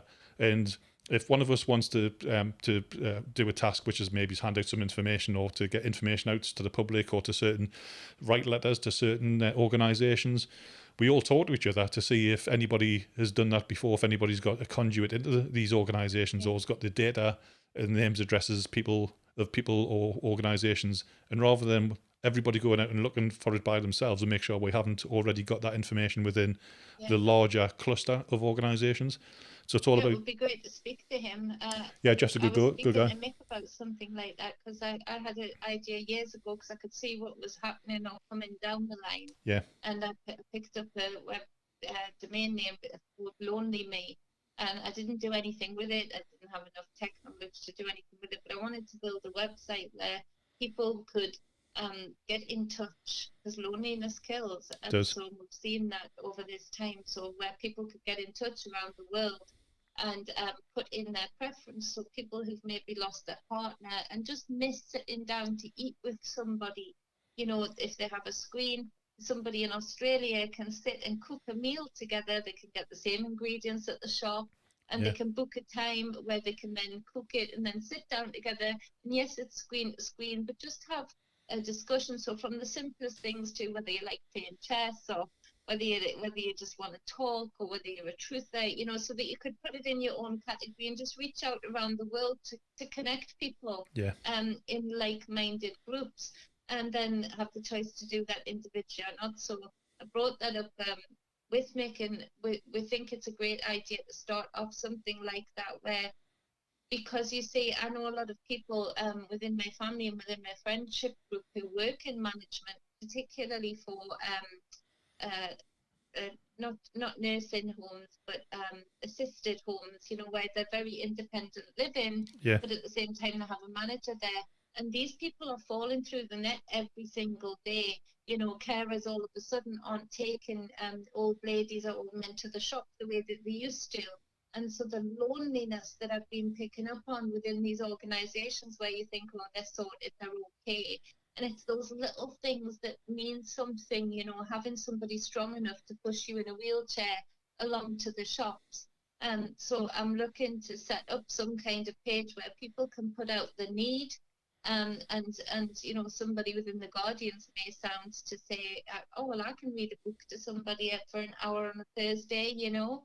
I can come to somebody, an old man who's poorly, who loves to read but can't read anymore. His eyesight's gone. Just silly, not silly, important things like that, you know, to facilitate what we're doing in the community. And that actually strengthens us against organisations like the police and things, because if we can have that impact within the community of not just making a stand for divinity and sovereignty, but actually helping be a part of giving people divinity and sovereignty back, just by doing those small things, making them feel known and wanted and loved, is going to be very impactful and powerful. So high five to anybody who's been a part of that, for sure. Absolutely, and that's what we've got to do. We've got to all come together. And I see Chris is talking to a guy who's ex-Special Forces by the looks of it, ex-SES. It's probably 20. Sorry there. No, it's fine. Lulu says Charlie is live on Facebook. Sound is spot on. Yeah, because he's not using the OBS software, which I've got, which has obviously got a technical issue with it. So So don't worry, we'll get that sorted for next time. I'm glad he's getting live over Facebook, so thank you for letting us know, Lulu. Yeah, thanks for that. That's great that they're getting the message out wherever they can. That's him thinking on his feet. Yeah, I mean, we are losing people obviously because we don't have the sound, but and we were expecting technical issues, and obviously we've got them. So all we're doing now is we're working around them as best as we can. So we don't. Maybe we can go for a little bit longer and then allow them to go and do that individually, and then get the clips afterwards, to put a good video together of everything. Yeah, and I'll allow them to at least get the speeches out live over Facebook and whatnot. Yeah, exactly that. And I mean, I want to thank everybody for putting up with what we've done so far. It's not ideal. Obviously, we'd like it to be perfect first time, but as in the armed forces, it's the plan only lasts till first contact with the enemy, and then you do literally change, move, adapt to the circumstances on the ground. So we've managed to fix one or two issues on the fly, but we're going to have to go away and do a couple more sort of dress rehearsals, as I call it. And we were expecting to have some connectivity issues, and obviously Chris is having an issue with his device. We're glad to hear Charlie's live on Facebook, because that's gonna help a lot. Thank you, Lulu. And we can always pull the content down from Charlie's Facebook page and then stick that into an overarching sort of. Absolutely, but Chris is getting some great interviews, so even if he can go off on Facebook and do that, to get it's about people's voices being heard. It's not about us. Exactly. And it's about however we can facilitate people who can't be there, facilitate them to hear these people's voices and their concerns, their intent, and be able to resonate with that or not. Yeah. Just allow people to speak. But you might not be into it, and that's fine if you're not. But I do read tarot. I do have my own channel, and what, you guys have stuck with us today in the most beautiful way, being so patient in the chat room and being so helpful in the chat room. Nadine, we've got you, Andrew, Lulu, who else? John Muckle, John, George Chambers, Emma George, Kate. Yeah, Canadian Giant, love that name. Chris Kinsey. So all of you, Emma, I think we've said, but all of you that have been just absolute gems, really. Cyprian. I can't pronounce that. It looks like it's Polish. It's Cyprian Stryzek. Awesome name. Right. I probably fouled that up, so apologies for that. Awesome in the chat room, Jeffrey. Don't want to miss anybody. You just thank you for putting up with us and helping us out as well, letting us know what's going on. So I'm going to pull a card for you, whether you like it or not, and you can use it for your greatest potentials, or you this is going to be interesting. You can not. It's up to you. I take no offense at all, but I just want to give you something back that I'm equipped to give. While I'm sitting in this chair, I can't exactly fire dance and stuff for you, so I'm in the office. So this is what I can do for you to help you on your day. So it might resonate with you, and it might just be the reason that you're still here to get this. So the King of Cups, Knight of Cups, sorry. So this speaks of, and we'll have the Three of Swords, sorry. So 3 swords within the heart and the Knight of Cups. This speaks to a great amount of pain, generational pain, a great amount of wounds that haven't been seen to, but it's being addressed by love. The Knight being a messenger, the Knight being a warrior that delivers sometimes quite a hard-hitting message, but delivers it with love. And I couldn't have picked 2 better cards. Thank you, universe, for that. For today, to represent what we're seeing with these feet on the ground, that they're addressing very deep, very hard to see very veiled wounds, generational wounds that have been created by these so-called powers that are so hungry for power now that they're willing to wound their own. And so we're addressing that as the Knight of Cups. We're addressing it with love. And that's exactly what these people are doing. They're addressing it in power, in divinity, in sovereignty, but with love. You can see the smiles on their faces while they're addressing such horrible stuff like the BBC, like the P word, like the oppression, like the control, like the suicide rates that have been caused. All of these things that have affected the collective deeply and hurt us and wounded us deeply. they're not being ignored anymore. These people, you guys in the chat room, anybody else listening and taking part in this in any way, shape or form, you are the Knight of Cups, and you're addressing generations worth of wounds with love, and that's an amazing energy and vibe for you to take away, should you choose to. Wow, that's fairly amazing, mind. We've got a couple more videos to play. I've got Robin Manotti. That's only about a minute and a half long. I'm going to play that. And actually, the three amigos. These are the guys who are actually down on the ground. I'll just quickly play their. It's literally seconds long, but just have a watch of this. Hello from Kim Drops. You can find us on Facebook, YouTube, and Telegram. Although saying that, we are getting heavily censored. If you want to support us so we can launch a website, feel free to donate. That is literally it. It's almost like a jingle, isn't it? But the three guys who are part of that, the Three Amigos podcast vlog. What would you refer to it as? A vlog or a podcast or both, or a vlogcast? I think I never know the difference. I do one, but I never know which one it is. I just go on YouTube and do the messages, so I never know the difference. Podcast, I suppose. Yeah, so they're on YouTube. You just look up the Three Amigos. We've got Robin Manotti. He's also part of what the Awareness Foundation, the larger group of people, and the Guardian 300 are also part of that's coming together as part of the Awareness Foundation. We've got a short message from him as well, so I'll play that as well. Hello, my name is Robin Manotti. I run a channel on Telegram. You can find it at t.me/robin.mg. We're sharing a lot of information. We're debating the science. We've got Mike Eden, who's our scientific expert, who runs by the latest articles, and a lot more information shared by everyone out there, including doctors, nurses, and all sorts of professionals. Then I wanted to talk to you about an initiative called Love Not Fear that we've recently started.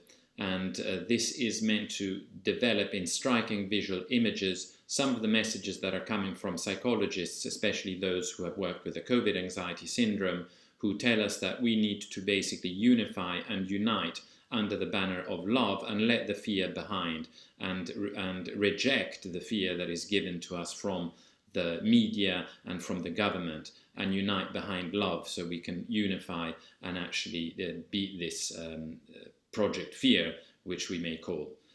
We can benefit from this by sharing these visual images that we're starting to produce. If you want to have a look at them, you can start by looking at Instagram handle at Love Not Fear Mankind, and we are beginning also to set up a website which is lovenotfearmankind.org. Striking images are being worked on right now, and we'll be able to deliver them very soon. Enjoy the march. This is Robin Manotti. Thank you. And that is really the crux of this, is that it has been Project Fear from day one. And when I was in the armed forces, we were trained to look out for the psychological operation. And as soon as Doris started going on, about clapping for the NHS, that's an indoctrination technique, about these hands, face, hands, knees and bumps of daisy, whatever it was he was going on about, because I've literally never watched a single word him or what's his face, Smallcock has said about this scamdemic, because it's, to me, I don't like being lied to. And well, he had us clapping for the NHS while he's been selling off and privatising it. Yeah. Like no tomorrow. All of the plasma that he had, everybody donating for the NHS, particularly the men, that plasma drive that they did during this time. Yeah. Please donate, you could help, with the crisis that we're in. All of that plasma, and I said this would happen, and of course it came true, and I wish it hadn't. It sold that, every single part of that, to China. Wow. So they were saying we needed it for our reserves. All of that plasma was sold to China. They wanted people's DNA. They wanted to have as wide a spectrum as possible of DNA, and so as well as the physical aspects of the NHS, where you had people cracking and banging pots and pans, which didn't make any sense at all. It shows how far away he is from society, because if you're a nurse or a doctor coming after a 14-hour shift at 8 o'clock when they were banging the pots and pans, you certainly don't want to be, just as you're drifting off, woken up by people banging for you with pots and pans. So that never made sense to me either. you know, but yeah, while he had people clapping for it and distracted while clapping for it, he was selling it up behind our backs, and that is going to come out more and more as time goes on. It's always like the organ grinder and where the monkeys are clapping, and it's a basic standard indoctrination technique for part of a psychological operation, and people, you know, you get people on Facebook going, "Oh, are you clapping? Is everybody clapping?" And you would be sort of castigated if you didn't.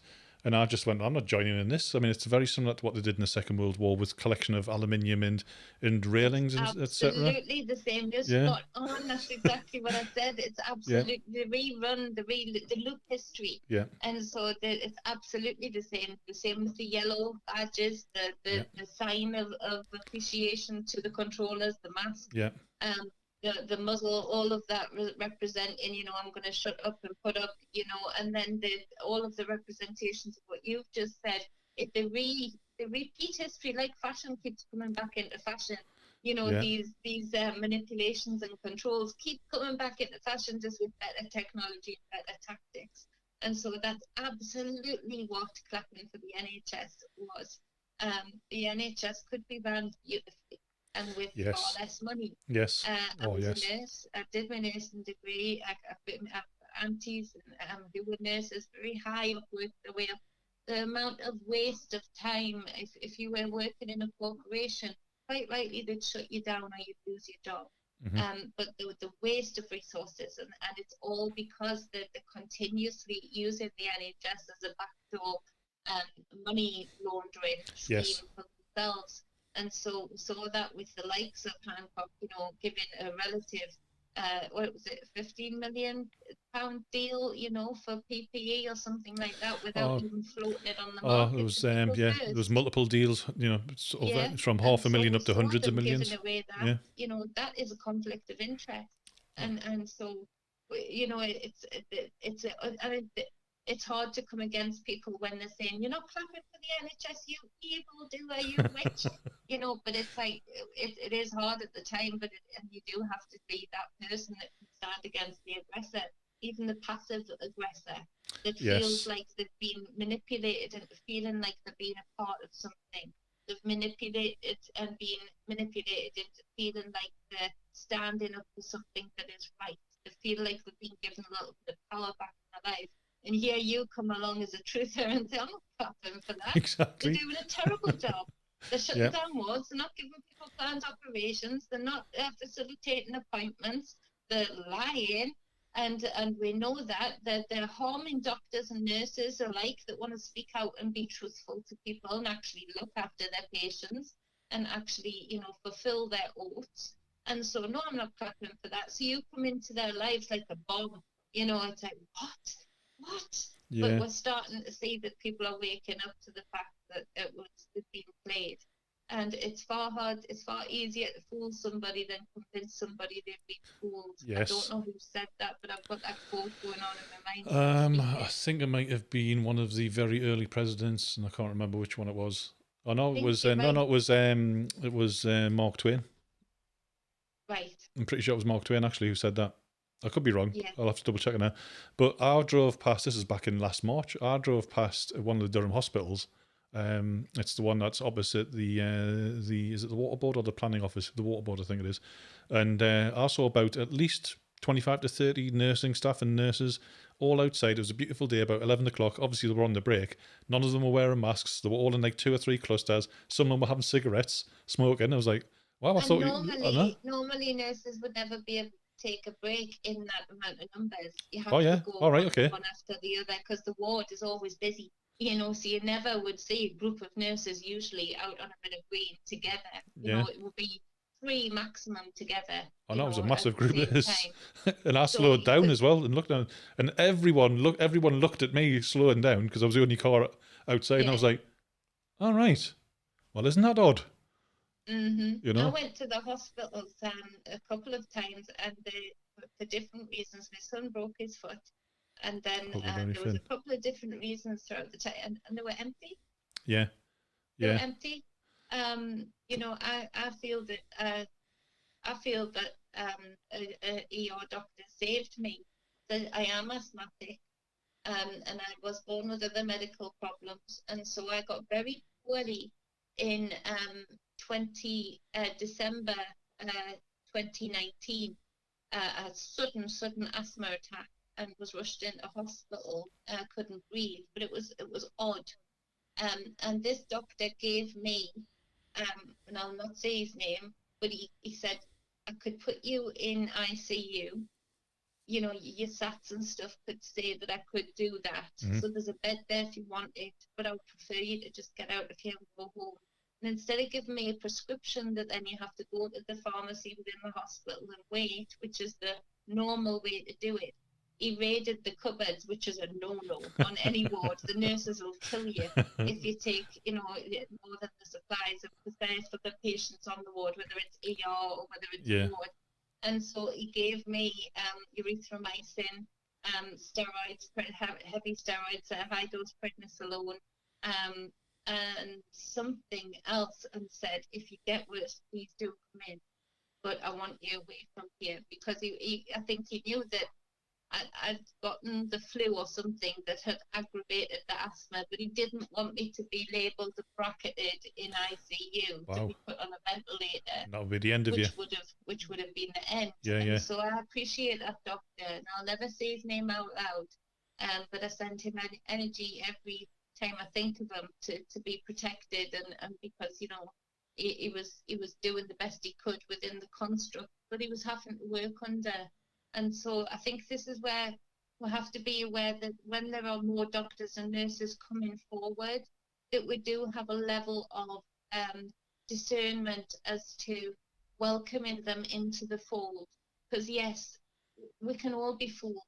And when you've got a mortgage to pay, when you've got children to look after, when you're in the mix of something, you know, I was doing a nursing degree when they started talking about the bird flu again, you know, the leaflets were coming in, and the you know, the drama was building up on the wards of what to expect, and PPE equipment, and so that you get in that mix, and so sometimes you can become wrapped up in it, and that's normal before you see the light, before you see the truth of where you're being manipulated or controlled. And so I think it's important that with like minds and like hearts, we do welcome people in who are willing to say, I'm sorry, I shouldn't have been administering what I've been administering. I shouldn't have been signing my name as a nurse or a doctor or a dentist to what I've been signing it to. You know, but I'm ready to talk. I'm ready to stand. It's important that we do have a level of discernment to not have egos in that and say, oh, no, you weren't here from the start. Because we can all be fooled to a certain extent in varying different degrees. Yeah, and I think you're fooling yourself if you think you can't be fooled. And I've had people tell me, oh, well, I can't be fooled. And I'm thinking, well, if you think that, then when you are fooled, you'll never admit it to yourself, let alone anybody else. Yes. And so you'll be in this... It's actually a sign of great strength for people who can say, I was fooled. And I've done things within that time of me being fooled. I've done things that now maybe I feel ashamed of. Maybe I feel low about or upset about or aggravated about or angry at myself about. If for somebody who can do that, again, I go back to the person, the warrior who can stand in front of an aggressor, because at that point, you're standing in front of yourself. Yourself is the aggressor. You feel fooled by yourself. You're disappointed in yourself. So that person has been strong enough to look in the mirror, basically. And there are a lot of people I work with spiritual coaching and the energy work that I do. They're frightened to actually look in the mirror, not just glance and check the makeup's okay. Or the I know what you mean. Almost like looking into the abyss. Really look, and face self. And so for people who I can feel and see coming forward from those ranks, it's important that we have the wisdom to know and the balance to know to welcome them. Yes, 100%. And say, no harm, no foul, you're here now. And because you've maybe done what you've done or experienced what you've experienced, you can bring something to the table that others can't. You know, sometimes it takes you to go into the mix of something to be able to be an experiencer, to then have an impact regarding it on the other side of the frequency, on the way out, on the way to your light, enlightenment. And it takes a strong person to do that. So I think we have to be strong enough let go of ego and welcome them in with a big hug, Yeah. Absolutely. And that can be hard to do. To look, like you say, like to be truthful to yourself, not talking about anybody else, just to look at yourself in the mirror, both metaphorically and literally look in the mirror at yourself, because you're almost staring into the abyss of your soul. You do. I mean, I get people to, and this just might help, before people go, when they look in the mirror, to focus in on the pupils. Yeah. And I get people to dive into their through energy room, into the dark. That's where your root is. That's where you find yourself. That's where you find yourself. You find your inner demons there. Yeah. And you can polish them into diamonds. You can diamonds are rough and dirty when you get them out of the soil, out of the darkness. Yeah. You chisel them and you polish them. And so you go through experiences and things. It's not to hate yourself, it's to accept yourself within that experience, and also accept the growth of yourself when you come out of that experience, and the ability to really be honest with yourself. That takes a hell of a lot of doing, but if we can do that in our individual lives, we'll really have a chance of making the collective do that, and be in a mirror, which is what this march is today. Yeah. They're basically holding up a mirror to these powers that be that are hiding behind their ivory towers. These powers that be are frightened of that noise, of that cheering, of those hugs, of those kisses, of those smiles. Yeah. Because that is the opposite of them right now. And so they're being met with by the reflection of what they could be. And so by doing this, they really are giving these powers that be a chance to have a few second thoughts as to whether they want to be the puppet on the line, as to when everything hits the fan, so to speak. Yeah, when they get the strings cut, that's when it will. Yes. Yeah, and you're right about standing. And this is what Mick Stott talks about: standing in your own power. Of Guardians 300, and he talks about being peaceful. And I tell people, in order to be peaceful, you've got to be capable of great violence. Because only when you're capable of great violence can you be peaceful. Because if you're not capable of great violence, you're not peaceful. You're harmless, and that's a completely different thing. Yeah, this is where people get lost, because they get afraid of the darkness of self. Like I've done things. I can rage. I can rage, and I've come against people that the size of me, the things that people wouldn't expect. But because of those experiences, and had things done the same way back to me, but because of those experiences, you can understand yourself more, and actually I can put up with somebody shouting right in my face, just as you can. I know you can. Yeah. Right in my face. Yeah. And I can stay balanced, and it drives them crazy, because I've felt that rage. You can't harness that rage if you haven't ridden it before. You can't control your dragon if you haven't trained your dragon. Yeah. That whole kids movie thing, How to Train Your Dragon. That's very occult spiritual knowledge of you training your inner dragon. The dragon is ancient, and it's ancient within our subconscious. So you're training your inner beast, so that you can then ride it rather than it overrides you and gets you into trouble. And there's huge amount of strength in that, far more strength than somebody who can just lose it in a second. Yes. In the movies, like the Soprano type movies, I've not watched them, but quiet one in the movie that you're terrified of. Absolutely. Like the gangster who stays quiet, and I know them. I'm friends with some of them.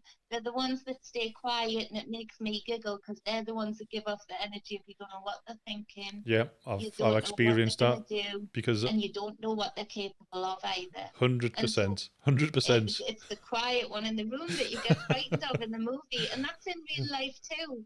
So they've learned how to ride their dragon. It's up to them what to do with it, for good or bad after that. But if you can do that and come from that balanced state of mind where you've lived, made mistakes, and in those mistakes you've chiseled yourself, and you've chiseled those demons into diamonds which you can stand upon, which then creates more light. It, fractalizes the light from around you, from the root to the top.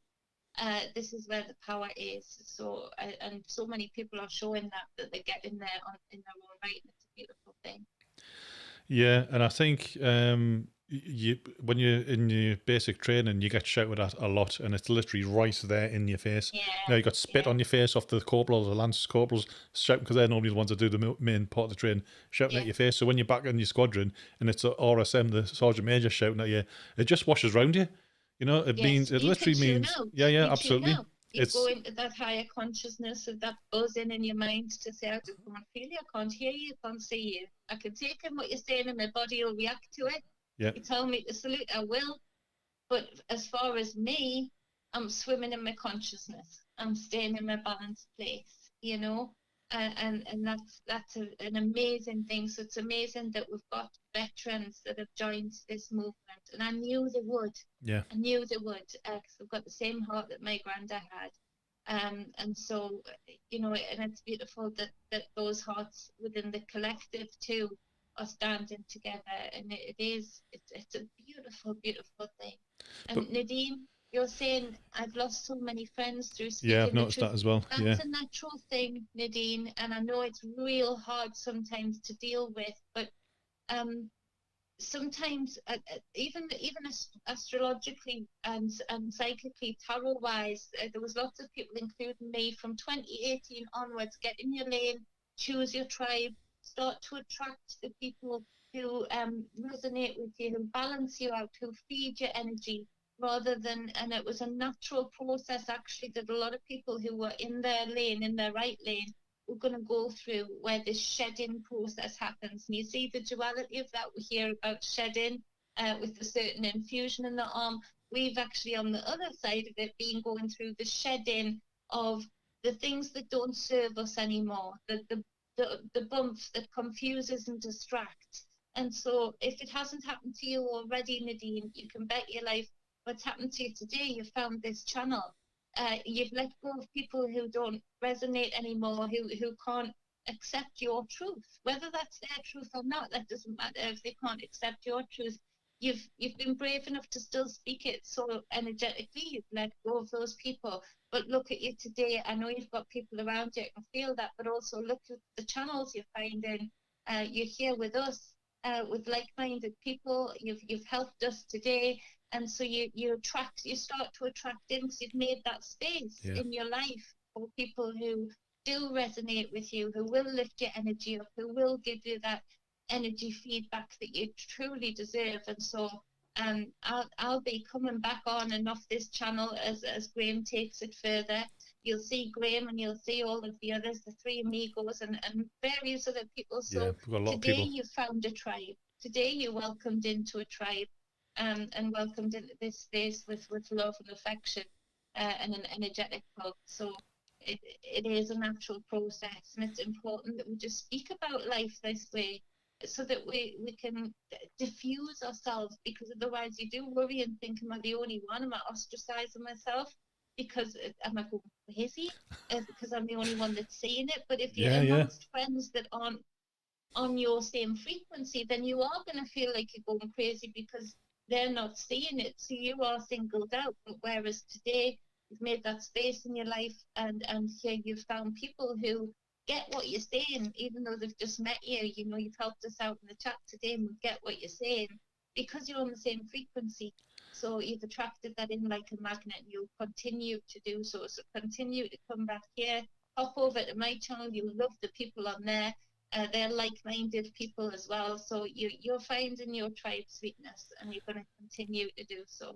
And they do say that your vibe attracts your tribe, and we are just really the tip of the spear as far as and because of the Guardians 300, and there's over 1,600 people now just on that Telegram discussion group. Amazing. Yeah, and we're building the community, and as well as the Guardians 300s, these are the it's mainly ex-service veterans, but there's also just members of the public we welcome in as well. And Mick Stott, whose idea it was to start the Guardian 300, he's also bringing about the common law constabulary. And he's putting a syllabus together right now as we speak. He'll be on the march as well at the front of the protest, making sure Dolores is looked after, and making sure there's a buffer between the people and the state agents. And but we're going to be, and I'm obviously part of the Guardian 300 as well, we're going to be training people to be common law constables. These are going to be autonomous groups. We're not just doing it sort of like here and there, we're going right down to the street level. We're going to be training people who are autonomous groups that will stand, again, like the Guardian 300, will be standing as a buffer between the people and the state agents. If people want to open a shop, open a business, and the council or the police want to come round and start literally stealing your stuff, which is what they've been doing in various barber shops, but the common law constables will be there to basically say that's unlawful and you need to stop what you're doing. It'll all be peaceful. That's amazing. That's amazing, because at the start of all this, I was begging Jem and trying to find ways of getting doormen and people to stand in front. I was shouting and screaming, just stay open, don't open, don't shut your shops, don't shut your business. That's what they want. And so for you guys to then, just like you're saying, Dean, you attract people in around you that resonate with you, that have the same kind of mindset.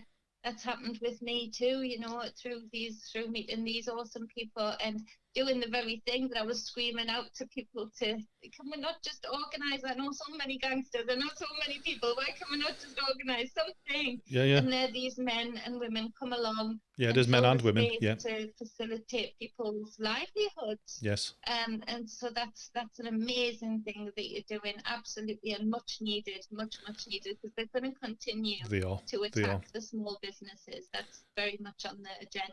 Yes. So stay open. If you've got your business, we will be.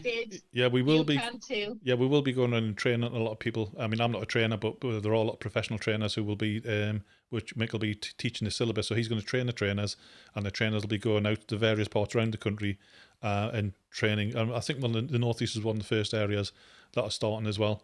And it's very much a case of, we're not there to sort of fight with the police, because we want to draw the police in to show them how the constabulary should be acting, how it's there to be peaceful, how it's there to keep the peace, how it's there to protect the people. I mean, the police shouldn't be acting on behalf of the politicians. They're there to act on behalf and represent the people.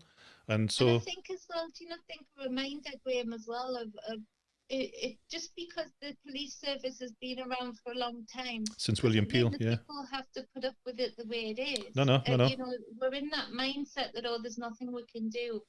But this is exactly something that we can do, to be that reflection, to be that mirror, to say, no, this is what the police service should be. So if you're not going to do it, we will. Yeah. Just you're on the wrong side of it, police officers.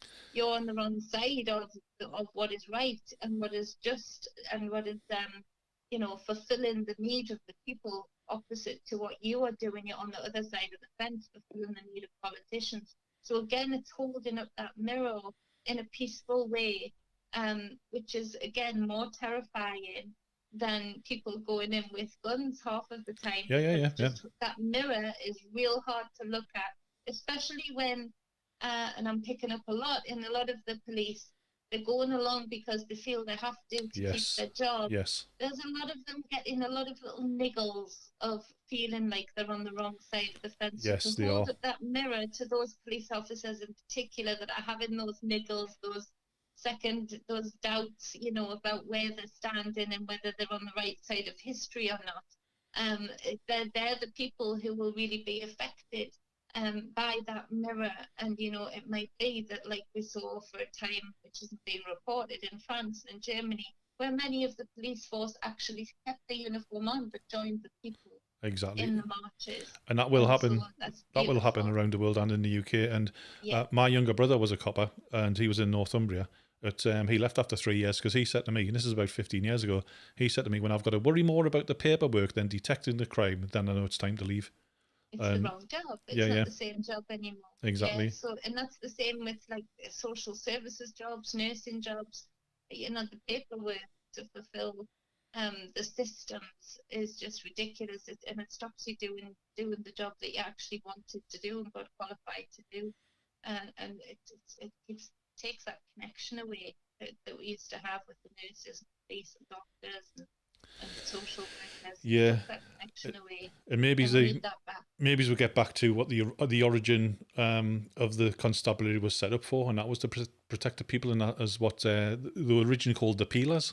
And so we might get back to being, we've got the Rozzers, which are the state agents, and then the peelers who are actually working on behalf of the people. And I've spoken to quite a few police constables, because you see them in shops and what have you. And I'll just go, oh, hi, how you doing? And one copper in Newcastle I was talking to, he said he'd been in for 28 years. And loved his job. However, it's become far too political. Yes. And they didn't, and many of them don't want to be political. Exactly. Not in it for that. Yeah. And so it's no, I've got a feeling that there's going to be far more numbers once those mirrors start being held up more and more within the forces that resonates person to person rather than person to uniform. And there's going to be some real change there. I can feel that for sure. Yeah, so that's a good thing. And I think once the common law constabulary gets sort of more grounded and established, then I think we're going to see probably quite a large influx of police force members coming across, because we're there to protect the people. That's what we want. We want to be there as a buffer. We want people to be able to travel, to be able to work, to be able to protest freely and peacefully, and not be attacked. And that is really what's happening. It's very rare at the moment, unless you're a BLM, to actually have anybody attacking or smashing anything up. It's people want to have their voices heard, and the establishment don't want that. And but now it's too big. Now they can't stop it now.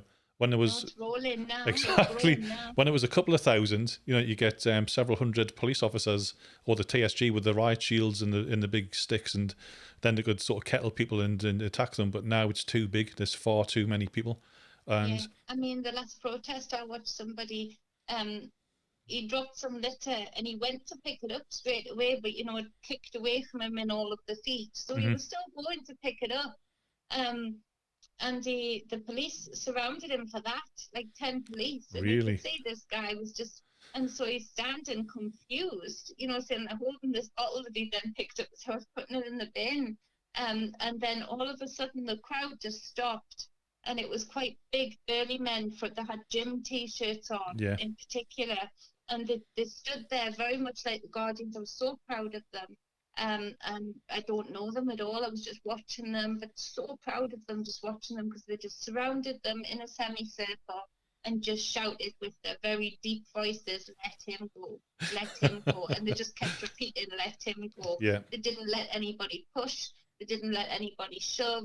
They were actually protecting the police, because some people in the crowd, I think, wanted to get this guy out of their grasp, but they didn't. They kept it all on par and all on balance. Just let him go, let him go. And eventually, the police officers were like sort of talking back and forth, and then eventually the other one just said it wasn't worth it and let him go out. And there was just this huge cheer, and these gym people picked him up, nearly up to their shoulder, and the crowd it brought an even higher vibe to the crowd, and the police officers just sort of sloped off into the background again. That's terrible. I thought that's power there, because there's nothing those police could have done. There was about 10 of them, but there was, hundreds and thousands just in that section of street alone.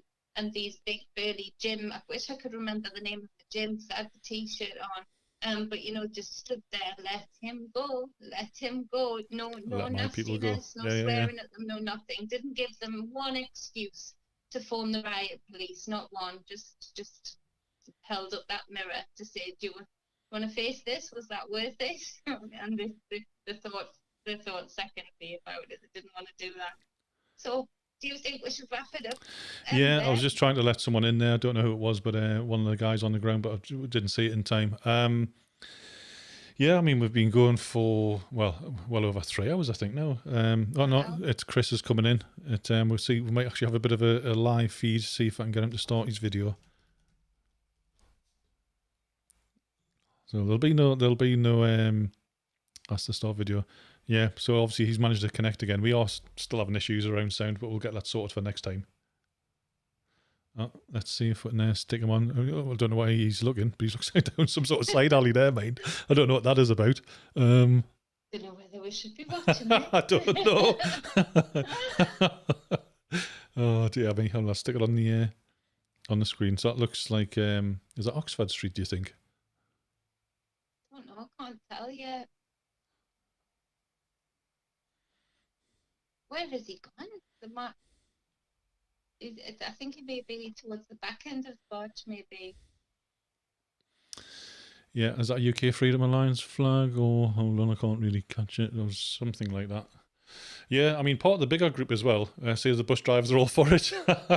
I mean, it's not just the Good on you, Guardians. bus driver. I don't know, I can't hear what word they say, but the Guardians 300. I mean, it's not just them; it's the Awareness Foundation who are trying to bring lots of groups together, like Lawyers for Liberty and the UK Freedom Alliance and UK Citizens 2021. And Dolores Carhill, she's a member of so many different groups. She's head of the World Doctors Freedom Alliance, and Freedom Airways, and she's got about 3 or 4 groups that she's ahead of. And there was she's doing amazing work. Yeah, but That's it. It's not about any one person or No, any one thing. It's about being able to, just join together where needed, as and when, to facilitate movement, to facilitate flow forward for the good. And so this is where people like Dolores can be free from being Assanged, really, essentially, for what Yes. she's doing. She's putting her neck on the line to that level. So this is, she needs this to be able to be yeah, floated, and looked after and surrounded, so that we can facilitate what's been given to her, yes, what is her absolute birthright, and that's her gift of knowledge, obviously wisdom, obviously strength, obviously bravery, obviously. And so, but she's one woman, so she needs to see people around her to facilitate and be a conduit for all of that, all of those gifts that she has that she can bring to us. Yes. So that we should always give appreciation to people like her, and not just her, people like her, and Dr. Vernon all of Coleman the and others that's Dr. Mike helped her. Eden. Yeah, there's M&S Food. That's probably that could be Oxford Street. And you're right. And behind every one of those groups I've mentioned, there's dozens, if not hundreds, and sometimes even thousands of people behind them. Yes. So again, these people, and I mean, it's all coming under. We're trying to come together as a collective of different organisations. The Awareness Foundation is helping a lot to bring lots of other different people together. So Guardians are doing the same. All of these other branches of these groups are also trying to bring other groups in, these other satellite groups, and then bring them into the centre. So we are collecting together, which is exactly what the establishment don't want. We're working together for the same aim. And that's to make sure we have our rights, our real freedoms, not just a pretend freedom, but actual, our common law and our sort of inalienable rights are set back up, which can't be taken away by any man or statute. But that's what they're trying to do, and that's what we're all of us, and there's many, many, many thousands in the UK alone, let alone around the world.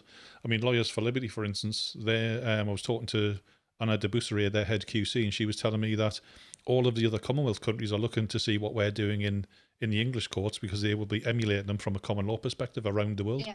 And I think that's over 58 other countries. So we have a large impact, which can affect billions of other people for good, and that's what we're trying to do. Absolutely. And to get back to being allowed to live in common sense, they've literally stripped us in our abilities in a lot of ways, if you went along with the narrative. To live in common sense, to do things that make common sense. If we were to wear things across the face, making sure that a particle size wouldn't get through it, like a mosquito would through a barn door, which is exactly, they sold us that on the masks, and that, that wasn't common sense. It's not common sense. And so things like, them giving corporate bailouts in the billions, but and not even common sense about, let's face it, how come the big corporate, supermarkets and the large shops were allowed to stay open, not just stay open, but actually open new premises during a so-called scamdemic. So they were allowed to open new premises, while small businesses, which would be far cleaner and have far less people through its doors, wasn't allowed to. Again, no common sense. Doesn't make sense from a scientific, biological, any kind of sensical point of view. Does not make sense. It's not going to discriminate between a large corporation or a small shop. It's not going to do that. If you've got something that you're worried about, really worried about, then you would just close it all down. You really would. But then So going back to being able to just live in common sense, because you see, this is another tactic that narcissists might use. A lot of you might have had that in your personal lives, where they'll try and gaslight you. Yeah. So they'll try and make you feel like you're going crazy. They'll say you're doing something wrong, like a process, maybe you're putting something in the oven. They'll say you're doing the process completely wrong, and you know you're doing it right, but they'll continue to say that you're doing it wrong.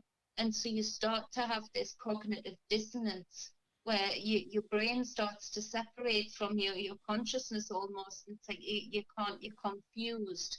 And at that point, when you can be gaslit, you're in a triggered mentality where that means other people have control over your reactions. And so they had people locking themselves away. They had people in such cognitive dissonance, gaslighting them into being afraid of even their own bodies, you know, getting fungus on their nails because they were putting hand gel on so much, which is a thing.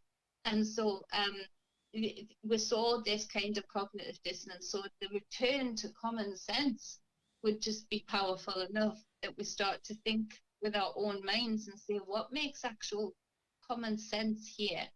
Is it common sense to not speak of both holistic things and pharmaceutical things? Is it not common sense that we would use and utilize whatever we can to be as healthy as we can? Never mind what's going on, just in general. Going back to that would be great. The thing is, though, you weren't even allowed on social media to speak of, you know, ivermectin or hydroxychloroquine, vitamin C, vitamin D. You know, you just weren't allowed to mention anything that wasn't basically part of the pharmaceutical collaboration that's going on between the politicians and Big Pharma. And obviously the media is the sort of fifth columnists of basically they're pushing out the propaganda, and then you got social media with implementing a technocracy in censorship, and now we've got this vaccine passport coming in. And I work in the technology field. I mean, I design IT solutions for a living, also go and troubleshoot other people's technology problems. And I only work for multinationals, you know, really big stuff. And the amount of money they've spent on this track and trace, I was looking at it the other day, and I thought it's physically impossible to spend this much money on a smartphone app. Yes. Oh, it's been one big uppay. It's been one big money laundering scheme, one big uppay to what has been a much change in banking system during this time also. And so, it's been the biggest since we started keeping financial history. It's been the biggest uppay to the elite and the biggest downgrade. It's been the biggest disparity ever since we started in such a short space of time, since we started keeping financial histories. Yes. So it's disgusting. The thieves, the scoundrels, the worse than I can say on here, because I'm being trying to keep it family friendly, yeah. So I'm being family friendly here, but you can feel what I'm saying. You know, they are thieves. Yes. They are abusers. They are psychopaths, and that's what we're dealing with. And we've really got to get to grips with that, because if everybody could get to grips with that, we would deal with this far differently. We wouldn't be taking notice of what a psychopath says to us is good for us or is bad for us. Yes. We'd be saying no thanks. You know, so this is where we need to get to, and this is where we're getting to. Look at that march. So it's brilliant. I like the bubble car mind there. That's a very awesome. old one. And I used to work around there because there's an Apple store just around the corner, and the BBC's just off to the right up there. When I was working I've done quite a lot of IT projects in London, and I know that part of London reasonably well. Actually, there's some parts of London I know really well, and some parts I've just never ever been to. Yeah, I'm not so good in London. I get lost. I still get lost when I'm driving around. It's murder for. Yeah, I mean, one-way system. It's good on a motorbike, to get to places, because you can weave around the traffic. You just got to watch out for black cab drivers, because they'll do a U-turn in front of you with like about 3 nanoseconds of signal. It's semi-signal, sort of a signal, a U-turn, and then mirror afterwards to look at the carnage they've left behind them. But the black cab drivers, they are the heart and soul of London, and I know they're getting ripped off by Uber and other companies like that. They are absolutely hammered. So when I'm down London, I try and get black cabs wherever. If I'm not getting the tube, I try and give the money to the black. And it is a bit more expensive. They're their own business in their own right. They are. Yeah. You know, they're a sole trader in their own right. It's top end of Regent Street. It's Yeah. important that we support small business, Yeah. individuals wherever we can. Absolutely. And I mean, I run a small Sure. business and you run a small business, and the small businesses are the lifeblood of the economy. These large organizations, like the Amazons and what have you. I mean, there's a massive, I don't know if you've ever seen it on the A1 down near Durham, south of Durham, there's a massive Amazon warehouse that's just been opened. That's been ongoing, being built for about a year, I think, and that's absolutely enormous. And basically, he just floats ideas that the government want to implement to see how they'll work. An employee took a video and promptly got sacked because they've got a virtual thing. So there's like hundreds of screens at the top, and basically they've got a 6-foot bubble around people virtually. And if you bang into that, so it's basically they're showing you where your aura is, as a ring on the screen, so the management can all see. And if you bang into somebody else's ring that you can't see with your eyes, but this computer's constantly got a ring around these people. Yeah. It's buzzing and creating an alarm, and you get disciplined, if it buzzes too much. Really? Wow. So that's another thing that he just tests out things. He's a testing centre of what they can implement on the collective. So if you want them to look at what might be coming next in a virtual world near you, go to Amazon and have a sneaky peek at the inside workings of the warehouse, because he just wrote the ideas that government would love to implement. Well, they are. I mean, I'm like I say, I work in IT and I specialise in cloud and virtualization technologies, and I use Amazon Web Services, and it's been quite easy for me to put a camera up anywhere I wanted, even a mobile phone, and just point it at a crowd, and you can actually use the facial recognition part of AWS, Amazon Web Services, and I could start logging people on left, right, and centre. Then off the information I've got off that facial recognition, and then go and start searching Facebook or social media. So I could actually put faces and names to faces. Yeah, it's very easy to do. It's almost trivial. It's that easy to do. Yeah. So I think I'll have to go. Yeah, I think we should. I think it's been okay, and it's been more than okay, because it's been lovely speaking to the people in the chat room. Thank you so much. And Nadine, she said, I will be coming back, beautiful souls. I honestly feel I found my brothers and sisters. That's beautiful. Nadine, thank you so much. And yes, you have. Keep coming back. Hop over to my channel, True Divine 44, and keep coming back to here to see what's going on here.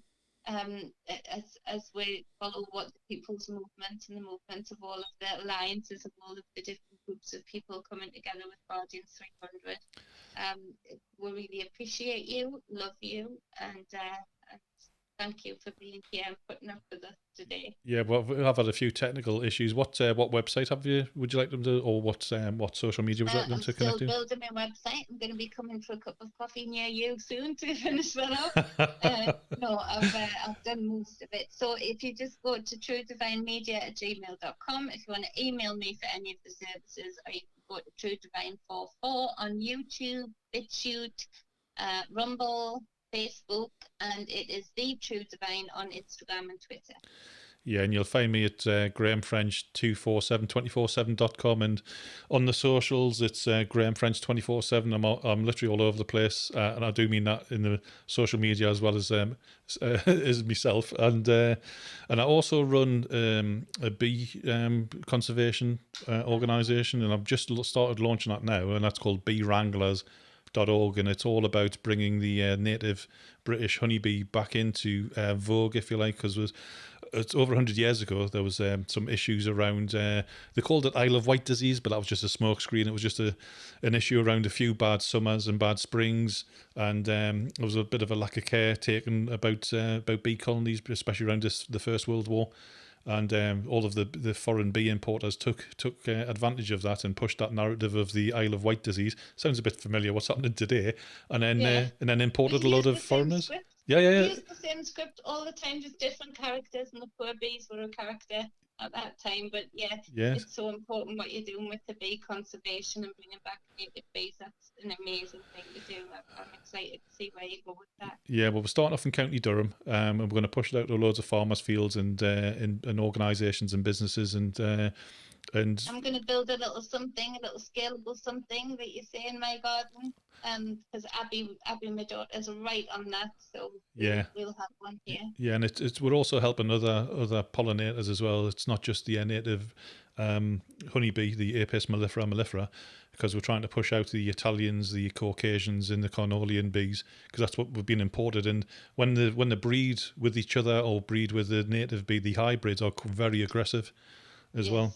So that's I've noticed that. Yeah, so that's amazing though, because we need the bees. I we mean, do. People might not know, but the amount of dressings that we use, say for a burn victim or very nasty infected wounds, the amount of honey that we use in dressings, honey dressings, just like silver dressings, but honey dressings, the amount of healing that honey can bring from a sore throat to a quiet child. If you put some in the porridge or something, it's so versatile, and we actually need it more than most people could imagine. So and plus they're awesome things, the beautiful things. The sound of them's lovely, and they deserve to be looked after. So they do, and that's part of that's a side project I've set up, and now I'm just going to start pushing the marketing for it. And then not forgetting, of course, Guardian300.com, and where you can buy some Guardian 300 gear.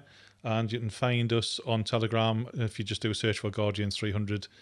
Look for us in the discussion group, and we'll see you there. Get your hats and t-shirts.